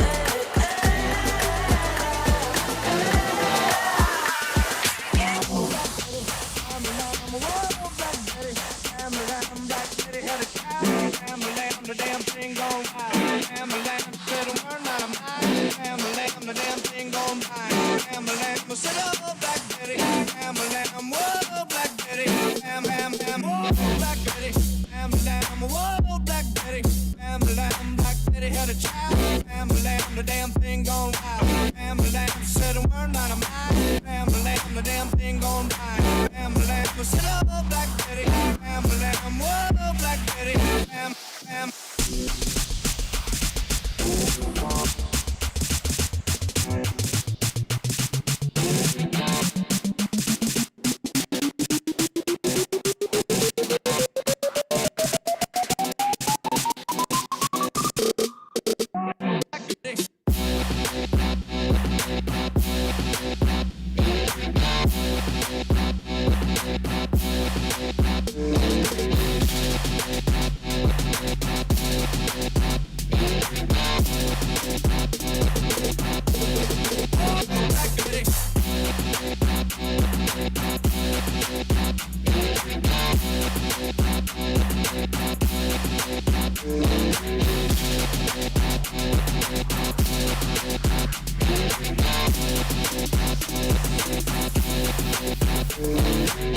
Black Betty, lamb, lamb, whoa, Black Betty, lamb, lamb, Black Betty had a child. Lamb, lamb, the damn thing gone wild. Lamb, lamb, said a word not a mile.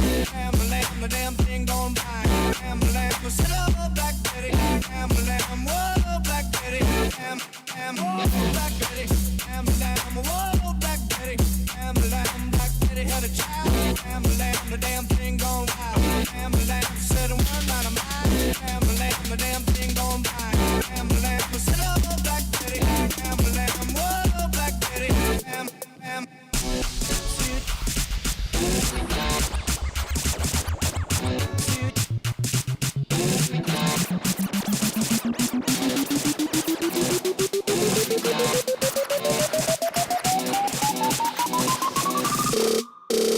Black Betty.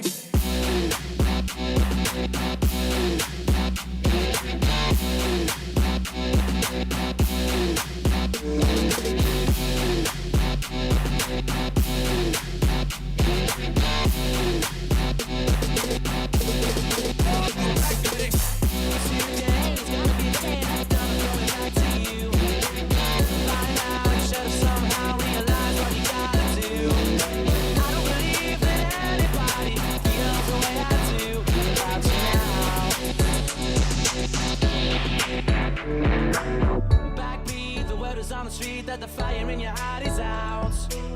I'm sure you've heard it all before, but you never really had a doubt. I don't believe that anybody feels the way I do about you now.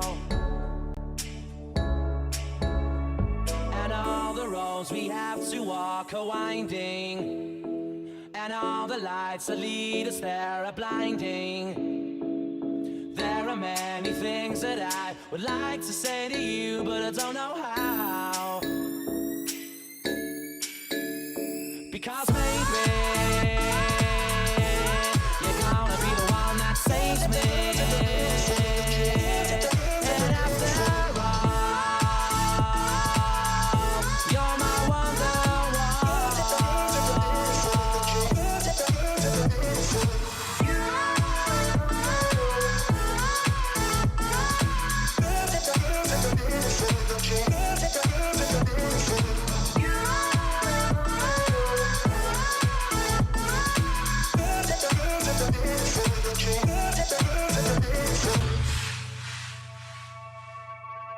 Today was gonna be the day, but they'll never throw it back to you.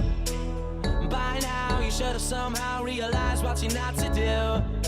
I don't believe that anybody feels the way I do about you now. And all the roads that lead you there were winding, and all the lights that light the way are blinding. There are many things that I would like to say to you, but I don't know how. I said maybe you're gonna be the one that saves me. And after all, you're my wonderwall.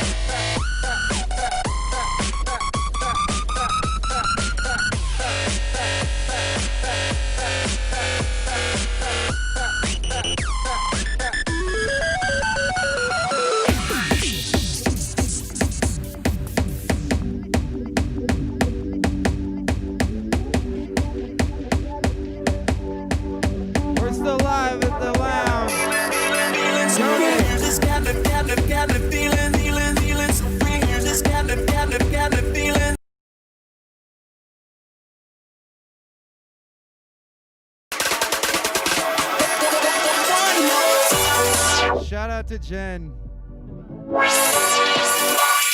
Shout out to Coral. Shout out to Daft Punk.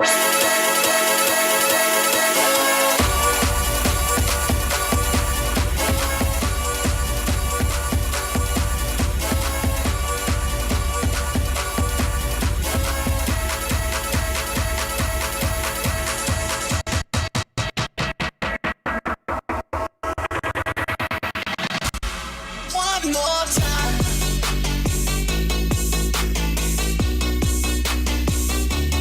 One more time.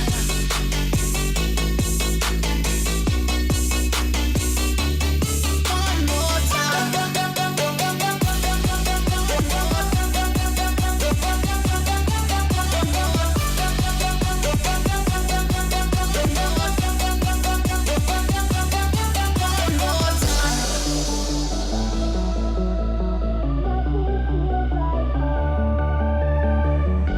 Yo, the lounge is home.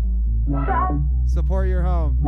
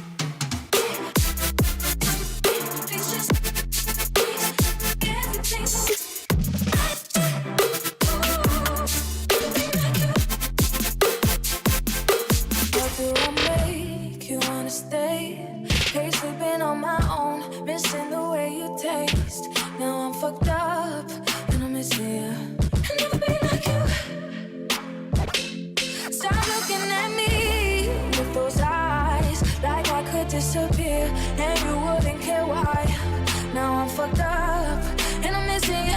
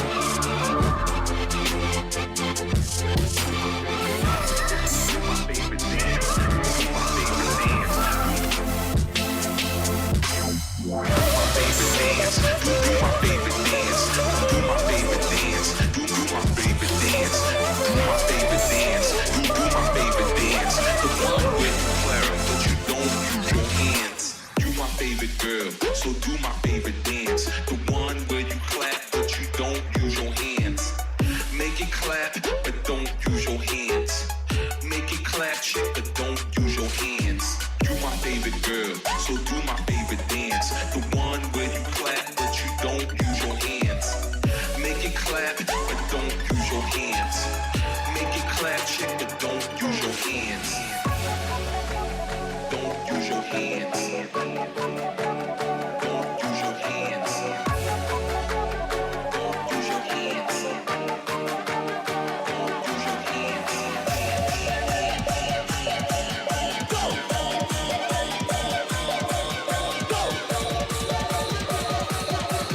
Go! 1, 2, 3, fuck.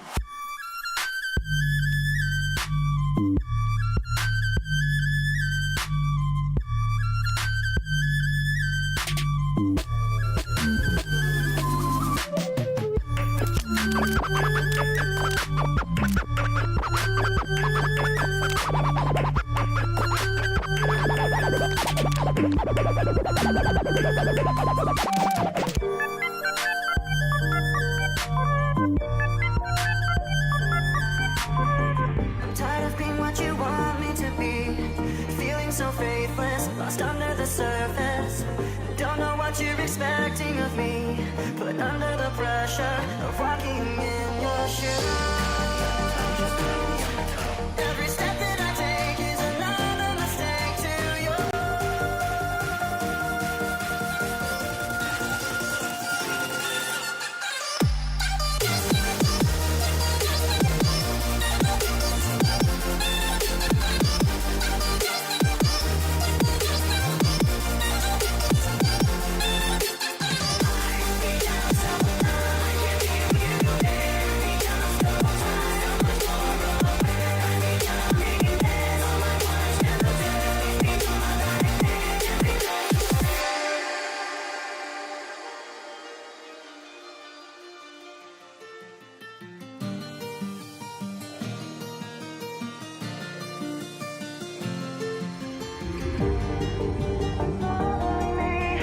Holding too tightly, afraid to lose control, 'cause everything that you thought. Yo, I'm Ozomatic. I think this is gonna be my last track.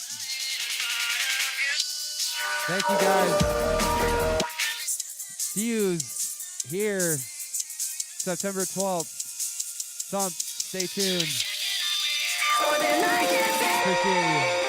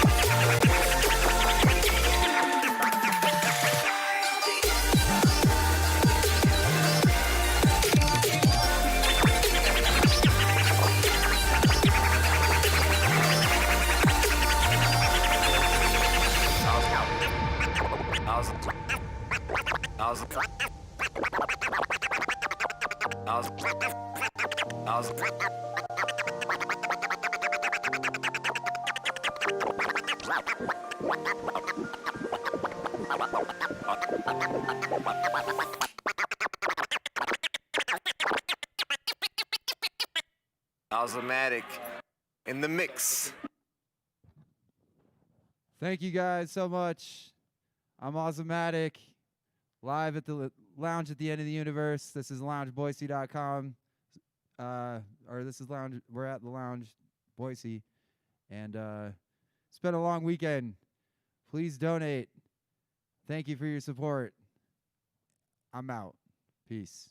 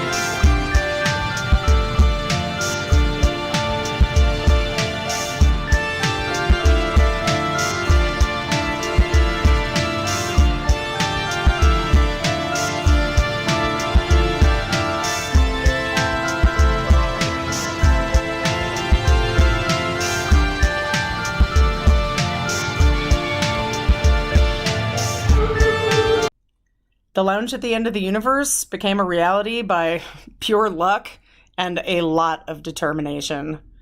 We opened our doors on May 11th of 2019, and it's been a passion project from the beginning.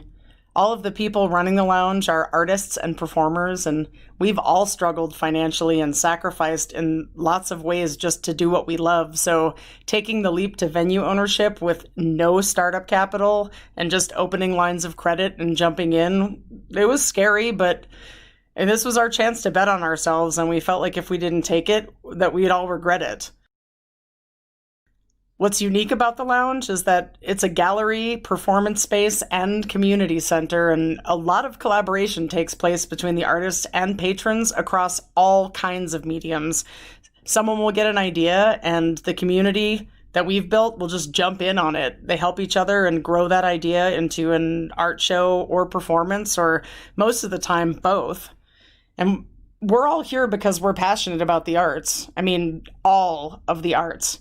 We have comedians and filmmakers, we have musicians, painters, magicians, DJs, aerialists, MCs, and local theater companies that are all involved in lifting each other up in the community and in supporting each other in their pursuits of creativity. Some of the shows we've put on have been stand-up comedy, but in the middle of a visual arts gallery show, which gives people a chance to experience something they weren't expecting. At some of our more visual arts focused shows, we've had aerial performances or rappers.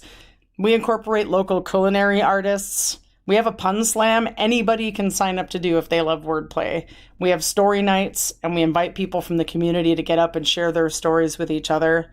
We have a comic book exchange, and we have weird coloring books for people to just come in, pick something that appeals to them, and then sit down and color. We have art classes and workshops. We do events for families where they can come and engage in their own creativity through a group art project or event. Having a way to express yourself creatively is for everyone, not just for professional artists. None of us started this for the money. We saw an opportunity to build a strong arts community and to share that with the larger community around us, and that is our core value, community.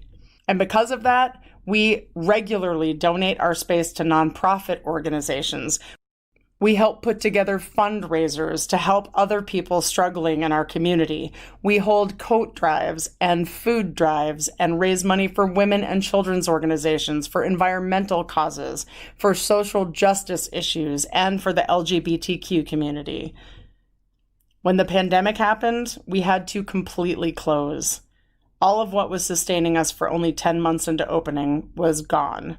March 13th, we shut our doors. Because we're a brand new business, we didn't qualify for a lot of the government programs that were being rolled out. We moved all of our shows to a live stream format, and we've been streaming on Facebook, YouTube, and Twitch. We wanted people to have entertainment and arts during the stay-at-home order, and while we waited to see if there was any government money for us, we asked people at home if they were able to buy a virtual donation ticket, and then we gave that money to the performers because they suddenly had no way to make money either, with all of the other venues closing their doors as well. And right now, we're just hoping to catch up on our bills. We didn't expect this pandemic to be going into its 6th month. We need help to survive this, and we're asking that even if you can't give much, if enough people give a little, it could help us get through this, to keep creating shows for everybody, and to still be standing when we get back to life as we've known it. Please head over to our Facebook page or YouTube channel and watch all of the shows we've been doing. They're up there for everybody. Become a Patreon member if you want to give us a little monthly push. We will keep making content for everybody to enjoy. For us, this is a matter of our survival. A lot of us have spent our whole lives giving to the arts, and if this ship sinks, well, we'll all keep playing until the water rises over our heads, because that's who we are. And that's how much we love creating. For you, for each other, and for our whole community. Thank you for taking some time to watch this video, and thank you for whatever you can give. This mic is so low down. Are we streaming? Are we on? All right, we're online, everybody. Welcome to the Lounge at the End of the Universe. live stream style. This is the quarantine sessions. This is our first official one. I want to thank everybody who helped set it up. Just so everybody knows who's not here, the lounge is closed to the public physically, but we're going to be streaming pretty much every night, and then we have some content we're going to be streaming every day. Thank you for tuning in. It is free to watch. However, we did post a virtual ticket link. That money goes to the artists because everybody's gigs are getting canceled, and there's not a lot out there right now, so we're trying to provide a space for people to still work, to still get their art out there, and just to be a part of the community again. And this community is activated, and it's fantastic, and it makes me happy. So please enjoy the entertainment, and if you're watching and you feel so inspired, click that link and buy a virtual ticket, and then watch the rest of the show. Thank you.